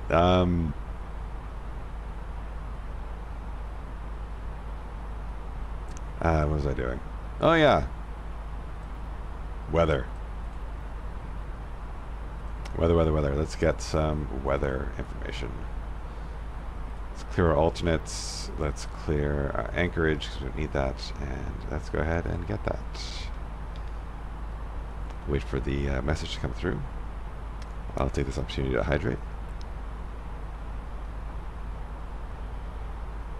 And appreciate the co-pilot shadows here. I just love lighting effects in these sims. I cannot wait until ray tracing comes to the sim.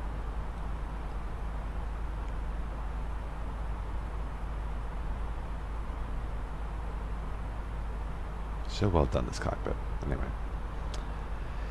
Company message. Alright, there's our weather reports.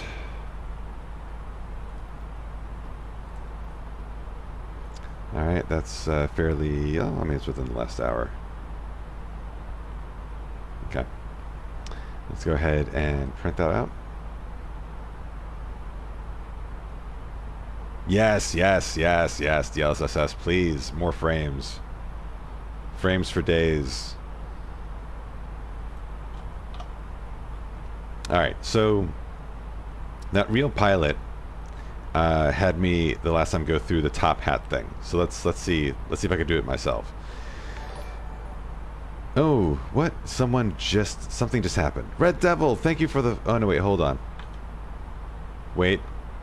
What did I miss? Oh, Rob Marinelli over on YouTube. Thank you for the subscription. I'm so used to folks following on Twitch that I was just looking at the Twitch stream like, what just happened? But yeah, appreciate the subscription there over on YouTube. Thank you so much. All right. What were we doing? Oh yes, Top Hat. So Top Hat is descent preparation. We basically go through the make-do menus in the shape of a top hat. So flight plan, rad navs, progress, performance, fuel prediction, secondary flight plan.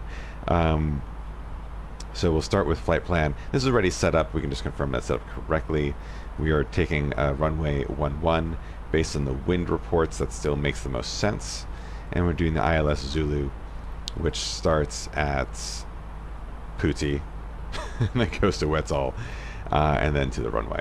So that all looks good there. Heading over to rad navs, we could reference our charts, see if there are any rad navs we want to track. Pooty, stop it. Stop it. Oh, that's you on YouTube. Damn it. well, thank you for yeah. It pads my numbers, so I'm thankful for it.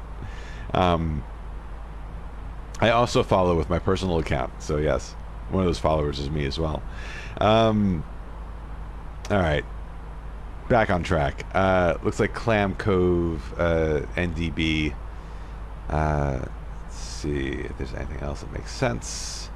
Well, for misapproach, this is probably important. CMJ NDB bearing and the AND VOR. So we'll put in both. We'll put in CMJ and Alpha November.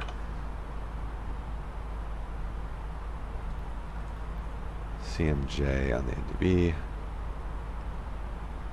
and Alpha November on the VOR and ADF and VOR. Great. So that is rad navs, and our ILS is punched in as well, so we're all set there. Progress we want to put in, I always forget the syntax here, but I think you do the, no, you don't do the runway first, you do the airport first. So Papa Alpha Kilo Tango, runway 11. Yep, everything looks good there. Otherwise, performance on approach, so local QNH is 29 or 9 or 4. Temperature is, where is it? 10 degrees, so still pretty chilly. Winds, variables at 3 knots, but we'll call it 150 since that's the bay direction, just for some approximation. And we'll just do 3 knots at the airport. Transition altitude is 18,000 feet universally, so that's fine. And I'm told you always do the baro minimums, not the radio ones. I'll have to look up when you would do radio minimums. But down here, looking here at the chart here, ILS bow minimums are 292.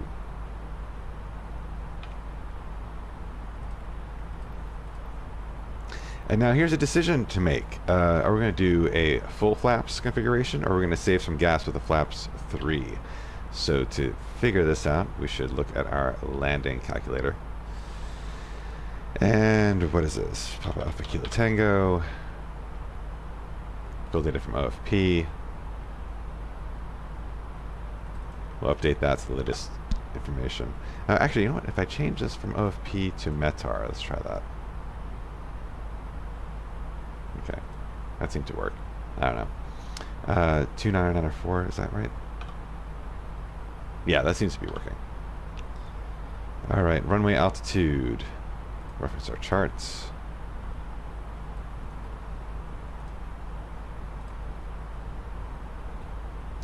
Runway altitude is about 87 feet. Runway heading is 115.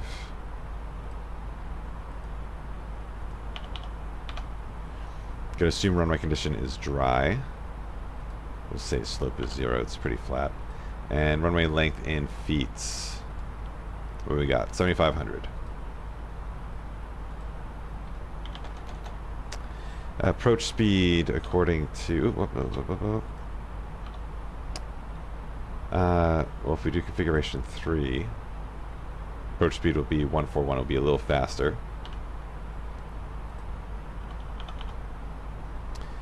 And landing weight, we'll just do that to be conservative. That's our current weight, I believe. Flaps configuration 3. No overweight, reverse thrust, yes. And auto land, no.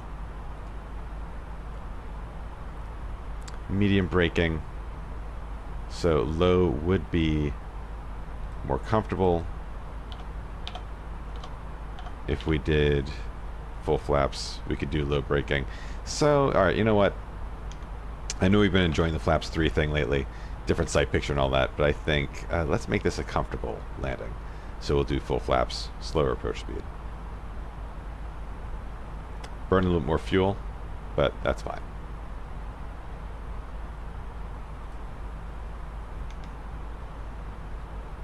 Alright, so that is the performance page. All sets, fuel prediction. This is really just to kind of confirm that we have enough fuel when we're landing, and all looks fine. And secondary flight plans did not, but that is the top hat procedure there. And that's a nice way just to keep track that you've done all the things. Alright, we're getting nice and close to our top of descent now.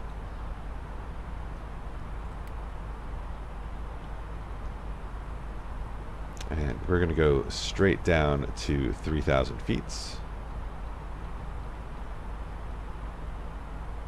And we'll do it via managed descent. We'll let the VNAV do the work and see how it performs. VNAV.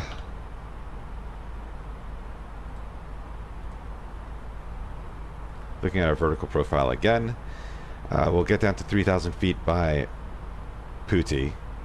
And then we'll get to 2,400 feet for our glide slope intercept. Final approach fix.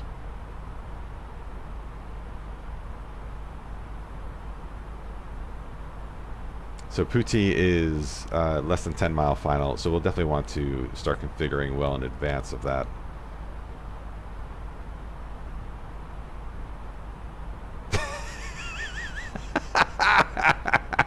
Come on. Come on, Pentagon. Jesus. Well, that day is today, my friend. It's going to happen in like 20 minutes.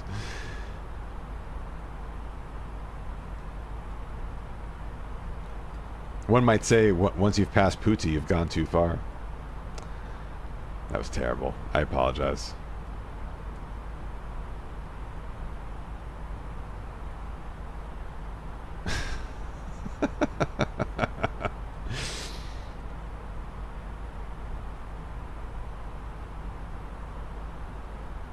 I'm pretending to read this chart. I'm just trying to move on from this moment.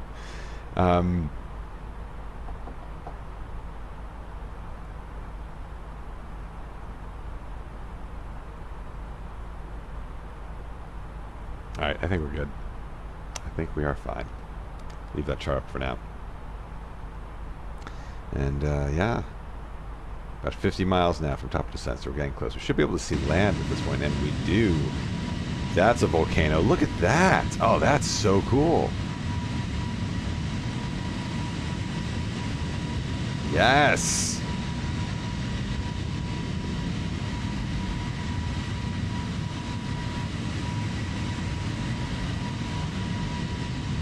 Awesome.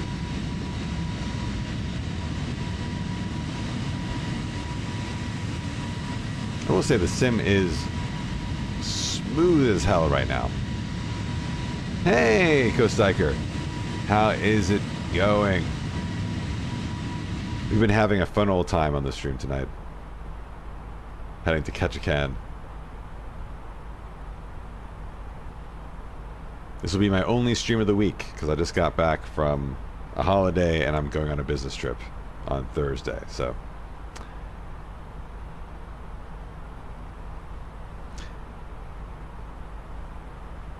Yes! Congrats.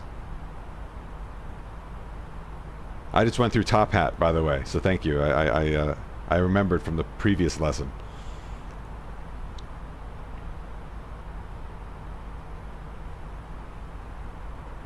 But congrats, I hope you get it.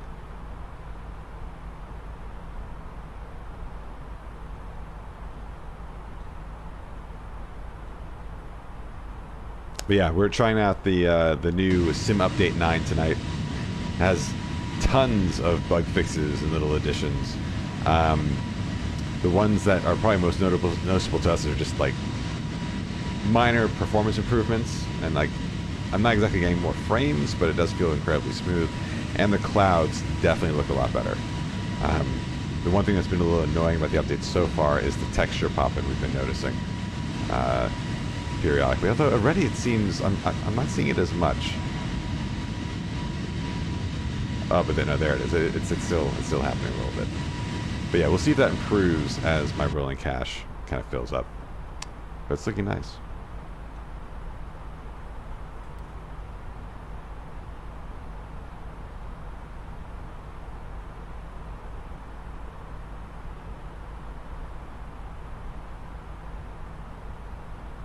Yeah, so the 3080 Ti, I got it for retail, or sorry, I got it at MSRP from EVGA because I'm a part of their, I forget what the name of the program, some kind of like insider program because I bought their products before.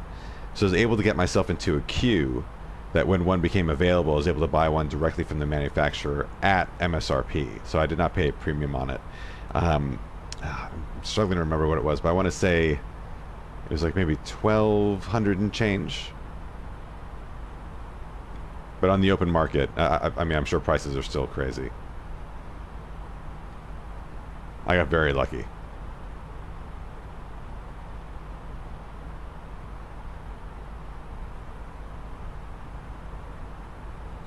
Yeah, I sold, I had a 5800 XT, I think it was, an AMD card that I bought back in 2019.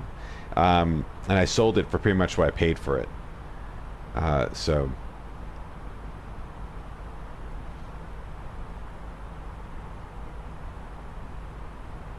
yeah, the TI works great. It's basically a 3090 just with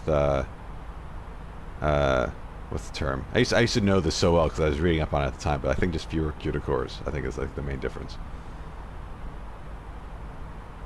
Or is it no? It's similar CUDA cores, but maybe less of the memory.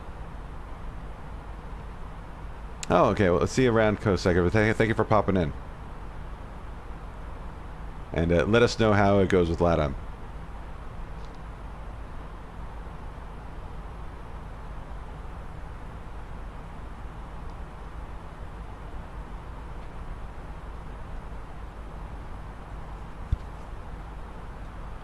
Ciao.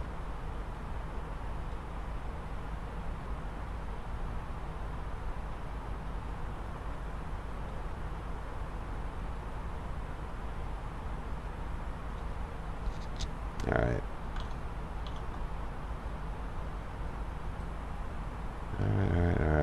see.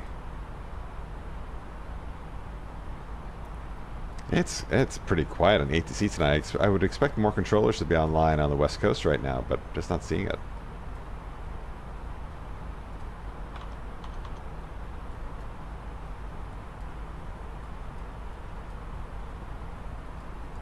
Just gonna pull up Volanta again real quick. This is how we're looking. Past Sitka, on our way to Doozy. Into Ketchikan.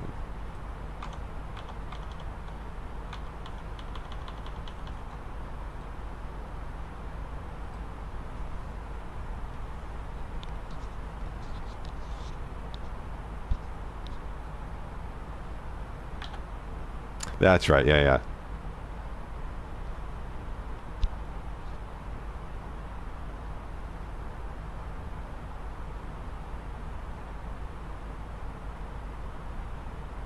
I think if I look at the performance stats, let's see.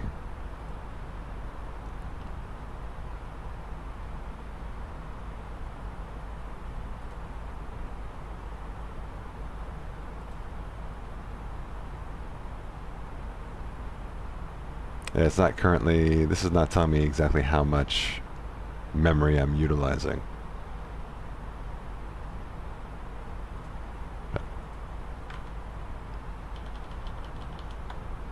Oh, I'm going to miss top of descent. Shit. Managed descent. There we go.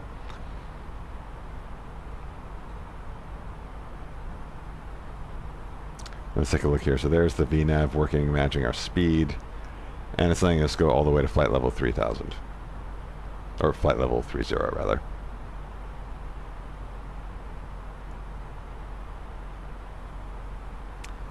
And like last time, we want to get back on our descent track. We'll let it stabilize and see if we'll catch up to it. We have begun our initial descent down to our destination. Now would be a good time. So right now we're about 800 feet above where we should be. If you are up, once you return to your seat, we ask that you remain seated until the aircraft arrives safely at the gate. Flight attendants, please prepare the cabin for arrival.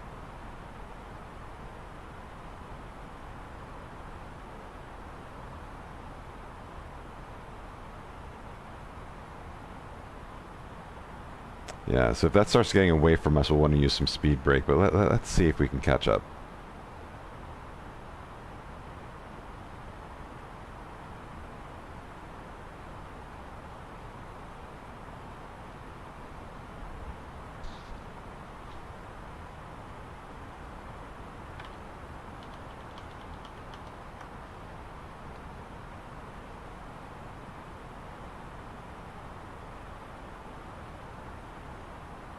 That's pretty stable.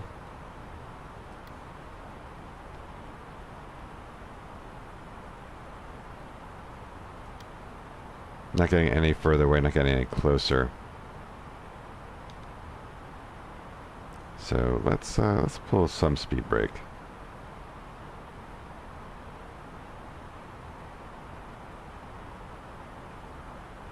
Increase our rate of descent just a little bit.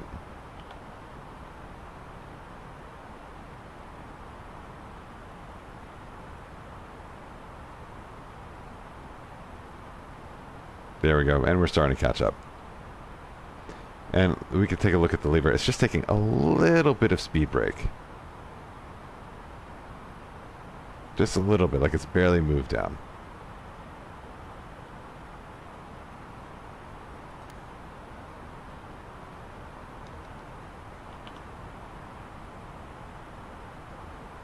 Yeah, and there's the green dot. We're moving closer to it.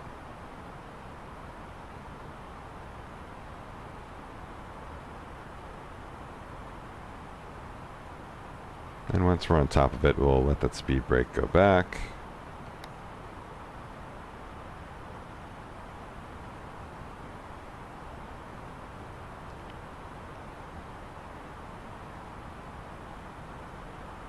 Great. And now VNav should be able to more easily manage it. Let's see.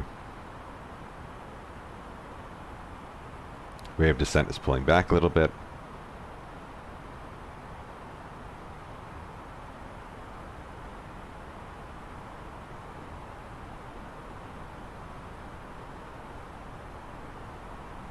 And now the green dot is coming back down. Yeah, so let's see how well it can hold it.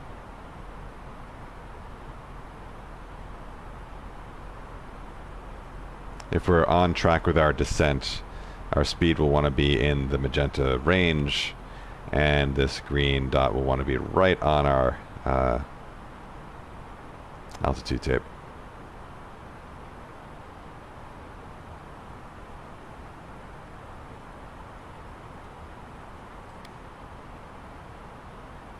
All right. Now this is what Coast Stryker was kind of talking to us about last time, how like even in VNAV you still need to manage it. You still need to fly the plane. You can't just expect it to keep you on the descent path you need the whole time. And that just jumped. So I guess it just recalculated. But it's still in range, so I think we're fine.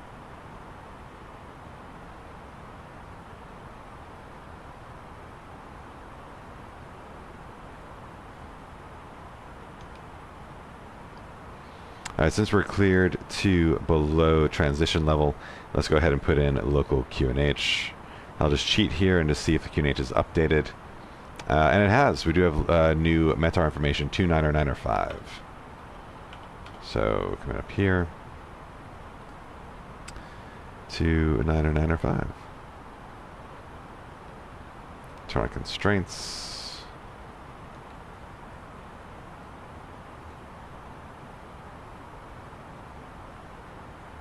I guess the one danger of not having a star and not having ATC online is that we're assuming that 3,000 feet will get us to clear terrain around Ketchikan.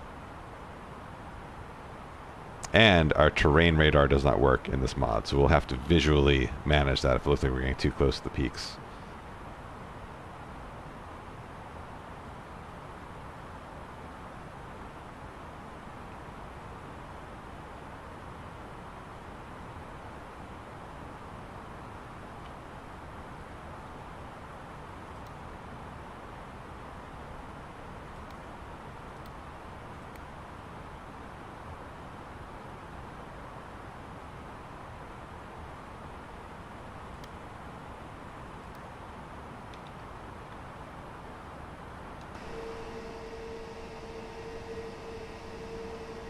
It does look really good.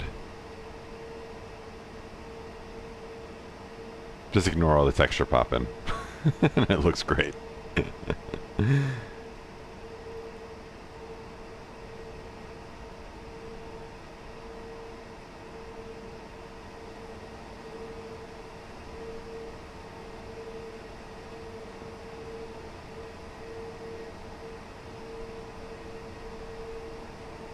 Got some fluffier clouds ahead of us. What did it say about cloud cover? Few at 3,800, few at 4,700, broken at 7,500. So it shouldn't be too much at the airport. Wind's negligible.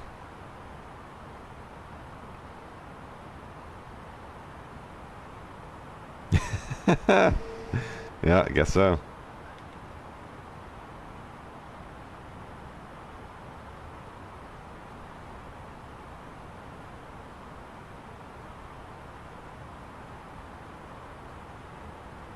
We're staying nicely on that descent path now.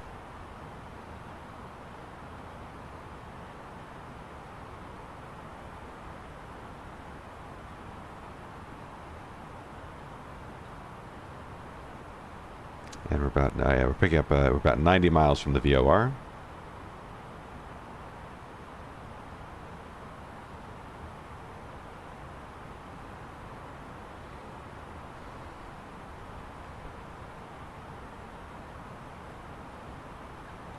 And what about 73 miles from the airport. And we're going straight in, so this will be nice and quick.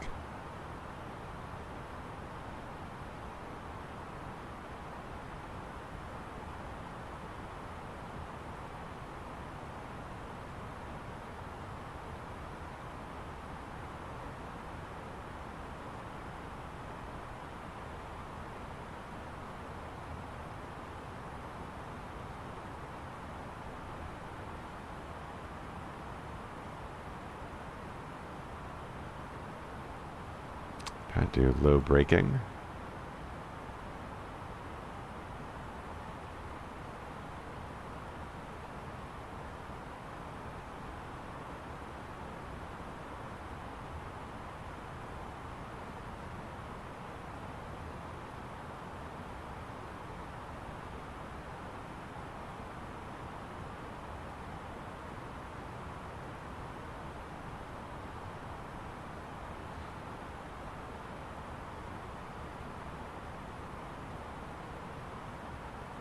This is a nice gentle descent.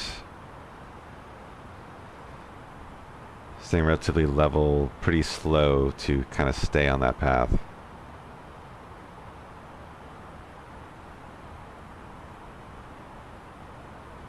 Yeah, I like the way the VNav is performing this time around. Either I'm managing a bit better, or they made improvements, or both. Probably both.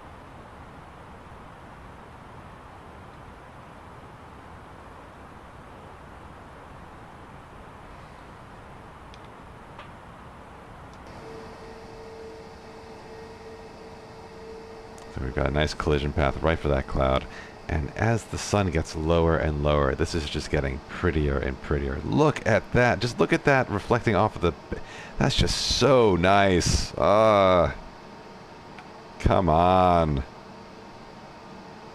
I'm sorry. I know X-Plane is more realistic in terms of flight model and shit, but I can't give this up. I can't. I'm sorry. I'm sorry for you guys. You could only see it in 1080. I'm seeing it in 2K. Thank you, Panic. I appreciate the support there.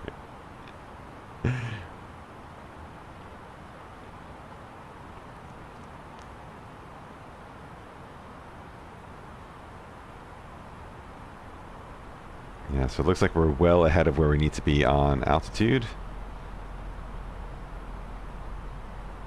Yes, you're right.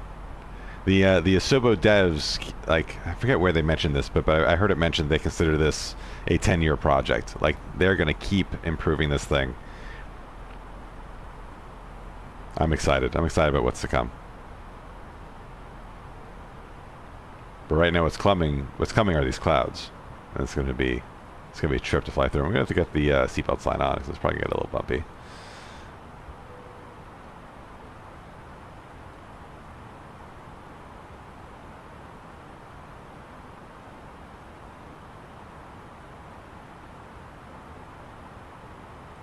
Tighten up the range there a bit, keeping doozy in view.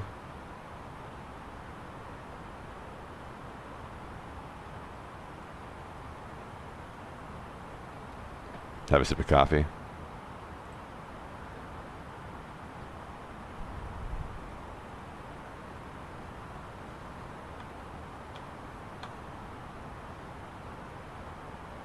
Here we go.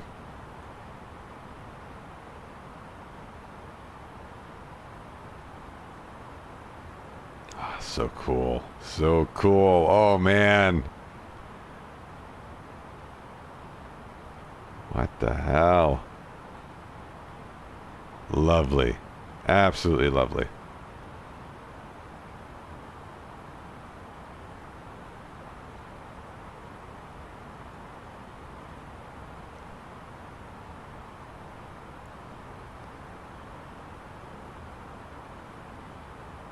Yeah, so we're picking up the ADF and the VOR at this point.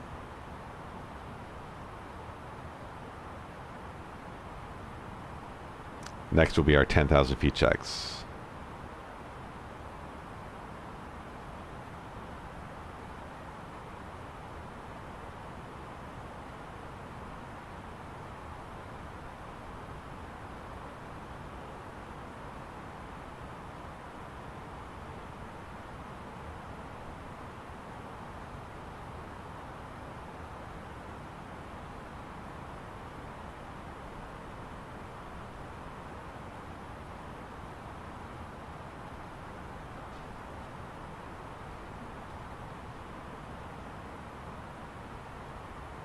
All right, less than 50 miles now to the airport.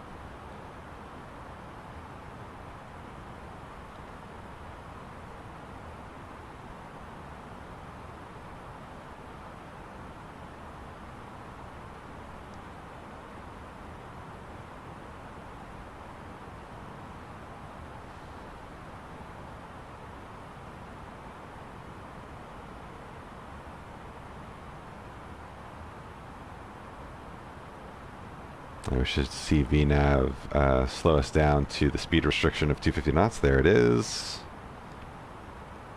So at this point, we'll get our landing lights on. We're already on constraints.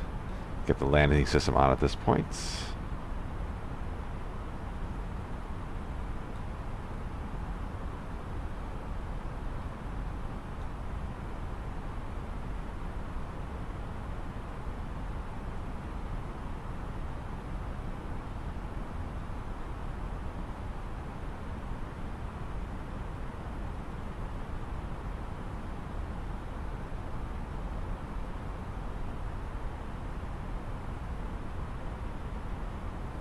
Interesting. So right now we're descending too fast. So we're trying to get the green dots catch up. And the green dots probably adjusting based on our new speed.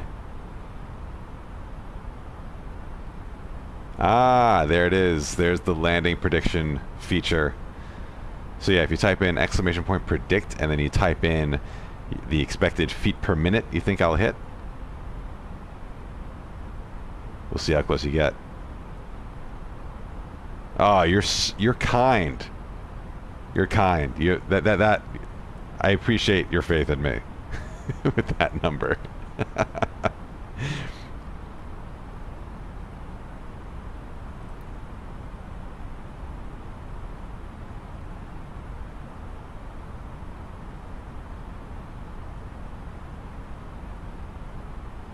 Shit, thanks.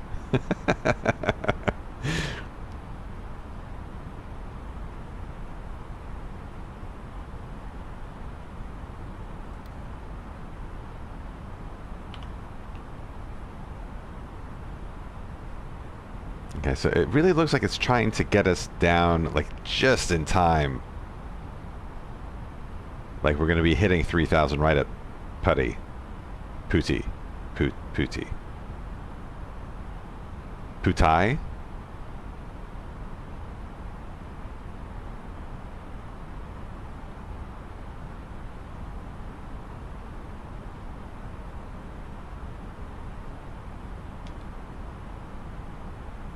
Which is probably for the best because there is terrain.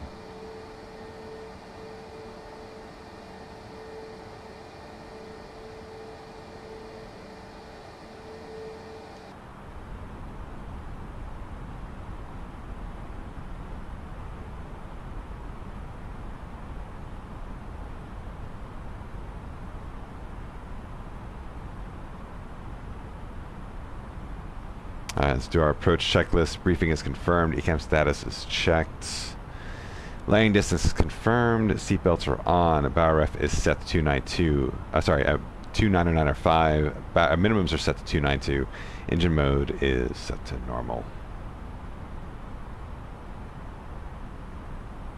Approach checklist complete. Let's actually see what the checklist was here. Oh, this got reset. Oh yeah, because we had that issue. But yeah, bow ref, seatbelts, minimums, auto brake, engine mode, all the same.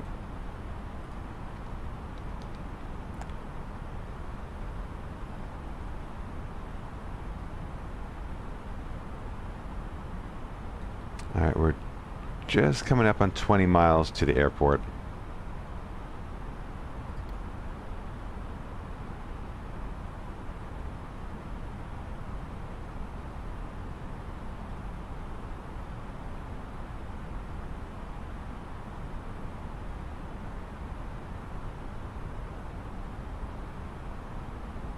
Nice controlled descent. And yeah, look, like I mean, I don't think we would have hit those peaks, but we are fairly close to them.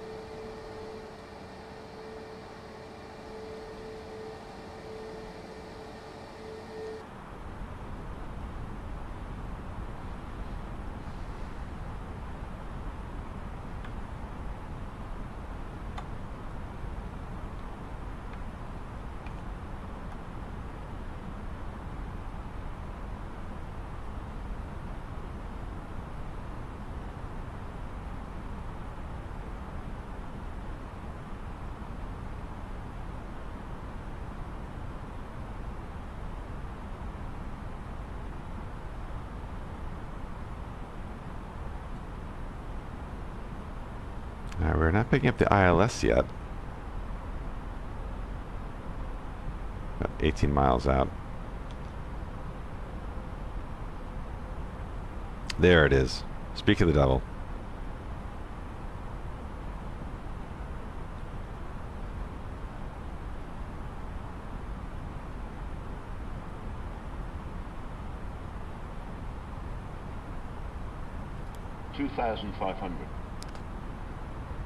Radio altimeter is alive.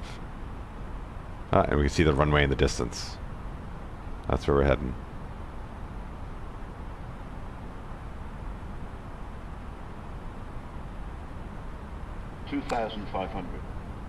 Alright, so at about 15 miles, I think we'll activate the approach phase.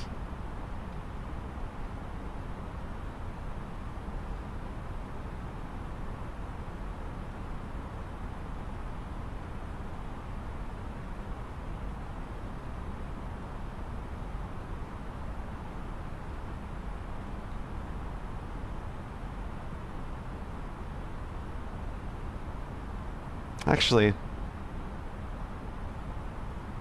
let's let the McDo do it for us. Let's see how that goes. We're about to cross the decel point anyway. Speed Alt Star.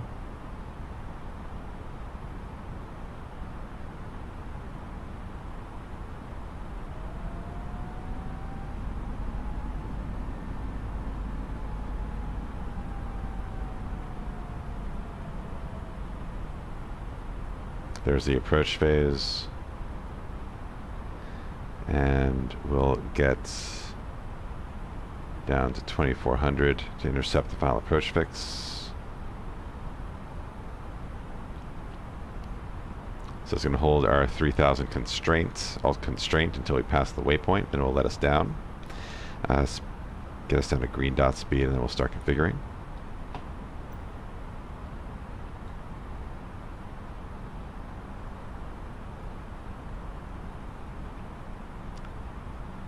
Speed check flaps 1.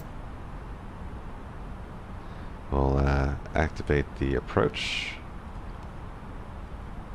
Glide slope star, loc star.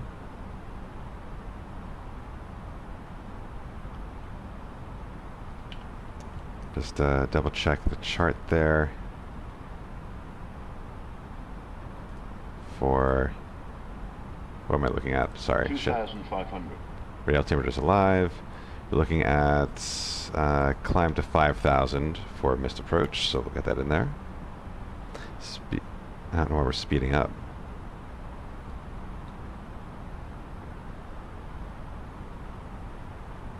Shit, we need to get slower. Why are we not slowing down?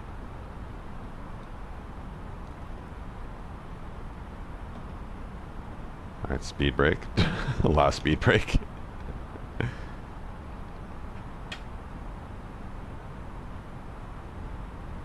You configure fast. Ketchikan traffic, Alaska 984 and 6 mile final for runway 11. Ketchikan traffic.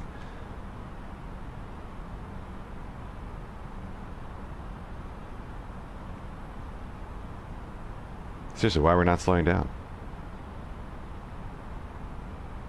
We should be slowing down a lot faster than this. Speed check flaps 2. Landing gear.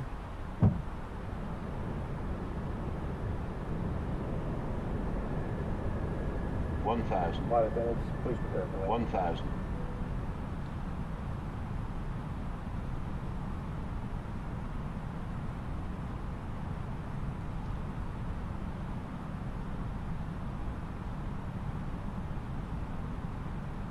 This is freaky, guys. I don't like this. Come on, slow down. Slow down. Speed check flaps 3. Flaps full.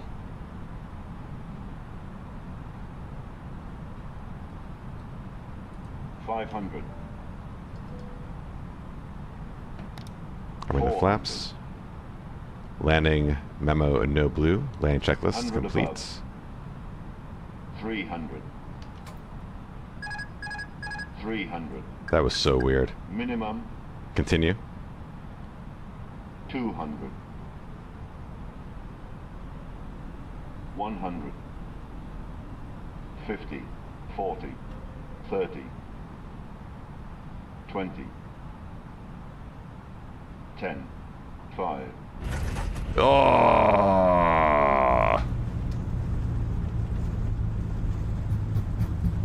What? No, that can't have been right. Reverse green, decel. 70 knots, rolling out.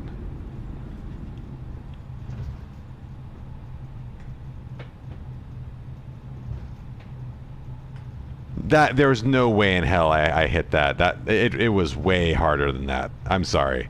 Is that really what it registered? I'll have to check Volanta.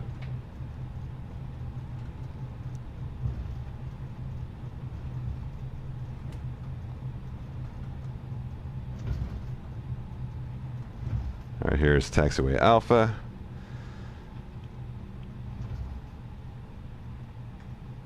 There's seriously, I heard the thud. There's seriously no way.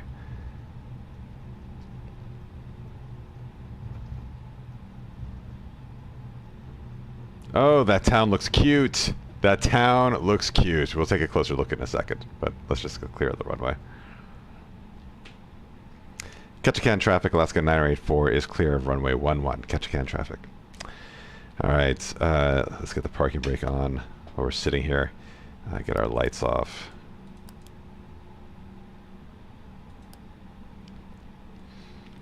All right, HC to auto, TCAS go to standby, flaps can come up, spoilers disarmed, APU can come on, 1, 2, and a 3. And while that is spooling up, I'm going to just cut over to Volanta and see.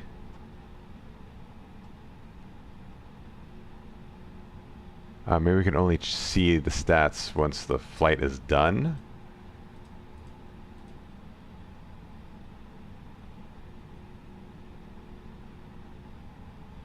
All right, yeah, let's get to the gate and then we'll check it out. All right. So after landing checklist, let's do it on the ECAM here, on the EFB rather. All right, landing ECAM ammo no blue, that was done. Oh, this is so simplified, but we need to do that. We haven't done that yet. It's like the one thing we didn't do. All right, that's off. Okay, that all looks good. All right, and get the lane systems off, and let's go park.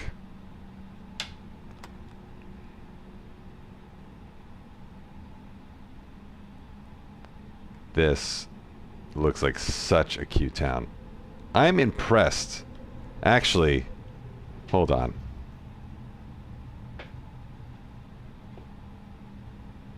Hold on. Like, even with the cargo containers, like this town has no right looking this cute in this sim.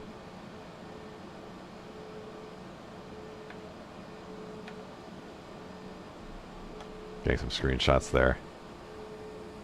That's super cool. And this reminds me, strobes are on, so get that off. All right, now let's go park.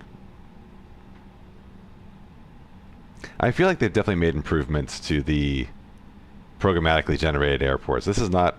Oh, no, you know what? This is a custom airport. I did download this. That's probably why the town looks so good. I think this was payware. I think that's partly why I flew here.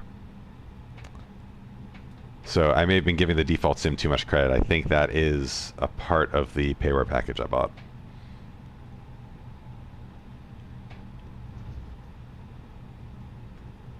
All right, where do we park? That's not the terminal. Is that the terminal? That must be the terminal down there. Down this hill, we're actually going below grade of the runway. That's pretty cool. This is such a beautiful place.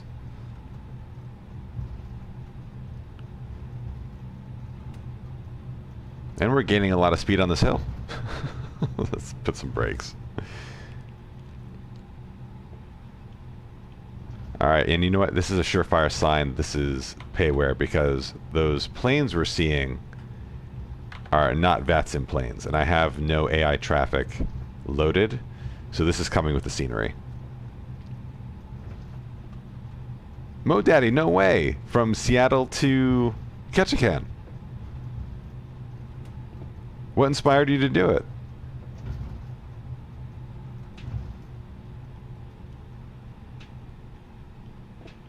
What? We flew from Anchorage to Ketchikan.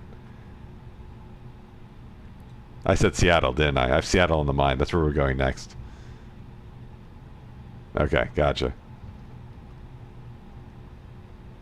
Where am I supposed to park? Oh, I see. There's like actually a jetway over here.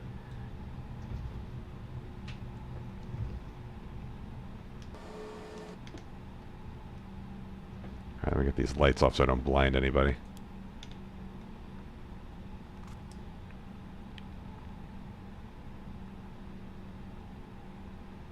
Oh, that was way too early.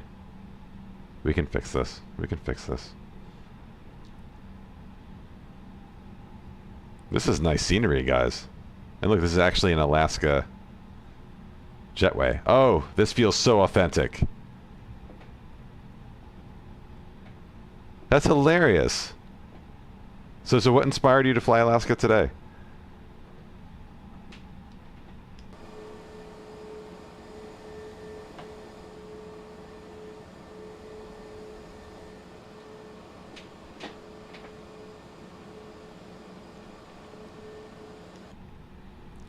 Alright, parking brake engaged.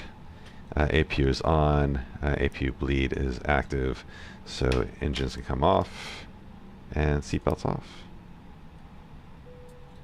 Let's see if we can get this jet bridge connected.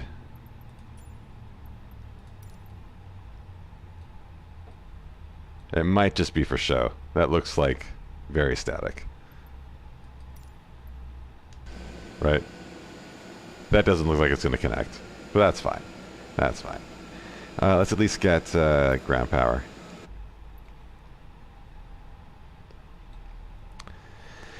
And that's it. We are here. Just felt like it. That's hilarious. Well, it was a beautiful flight. I mean, just like looking at the scenery around here is just unreal. Absolutely awesome. Just what a fun place to fly to. All right. Let's go back to this checklist here and see if this is as robust as the one that I use. And it's kind of. This is definitely good enough. Parking brake and chock set. Engines are off. Wing lights are off. Fuel pumps can come off. And the additional steps on my checklist for parking: seatbelts, exterior lights. That's pretty much it.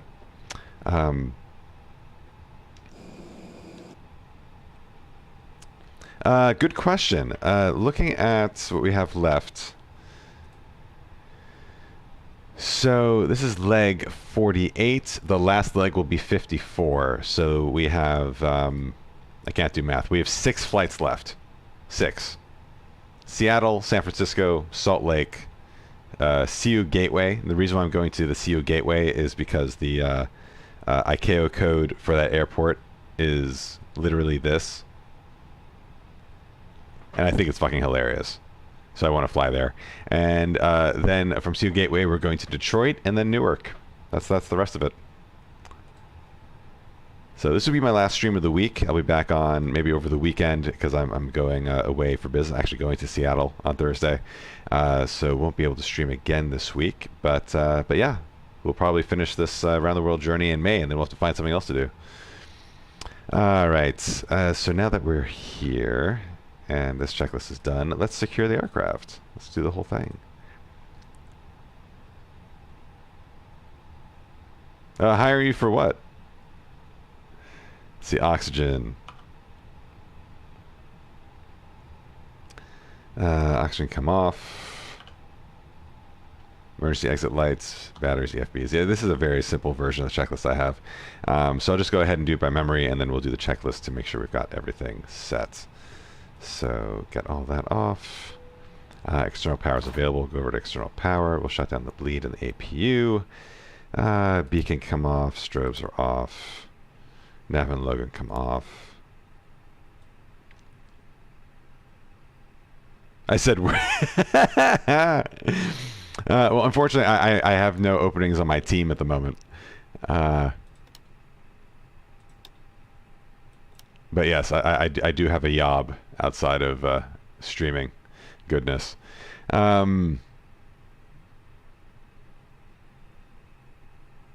right, that all looks good for the overhead. Let's shut down. And if you all recall the craziness I do to shut down all the screens, it was validated by that A320 pilot that joined us. He's like, yeah, you do that. You turn everything off. Everything comes off. So yeah, no one can give me shit for doing this anymore, because it's what real pilots actually do.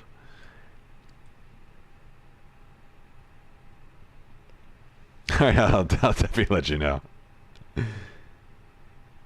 Yeah, it makes sense to turn out. Exactly. Thank you.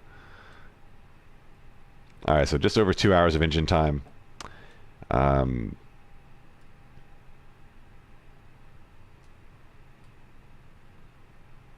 I think once we get into the PMDG Boeing, which is coming out, which I will definitely be getting, we can play around with different states.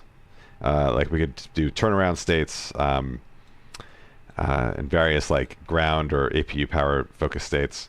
So that'll be fun to do once we get to it. But yeah. I don't know, honestly, if I'm getting the MD-82 as well. Pentagon was cluing me in on a bunch of planes that are coming in the next few weeks. It's just so much to try out. So I'm gonna like tiptoe into it. I'll definitely do the 737 because I'm somewhat familiar with Boeing's already. But there was a British Aerospace one that's coming out as well. Yeah, so there'll be a lot to play with in the next few months. And I might do the yeah, there you go, the British Aerospace 146. And I might do the Apollo thing. There was interest in some previous streams for me to do the Apollo mission simulation I referred to. So we'll see. We'll have plenty of options to keep this thing going. All right. I think we're good enough. Yeah, the space thing. There you go. Final checklist here: oxygen, emergency exit lights, batteries, and electronic flight pads. We'll do that last. All right. So I think that is it. I think it is time to take one last look outside. In the beautiful waning daylight. Oh, it just looks so good. Look at those water effects.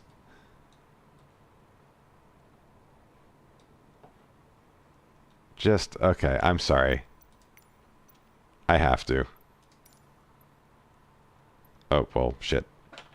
There we go.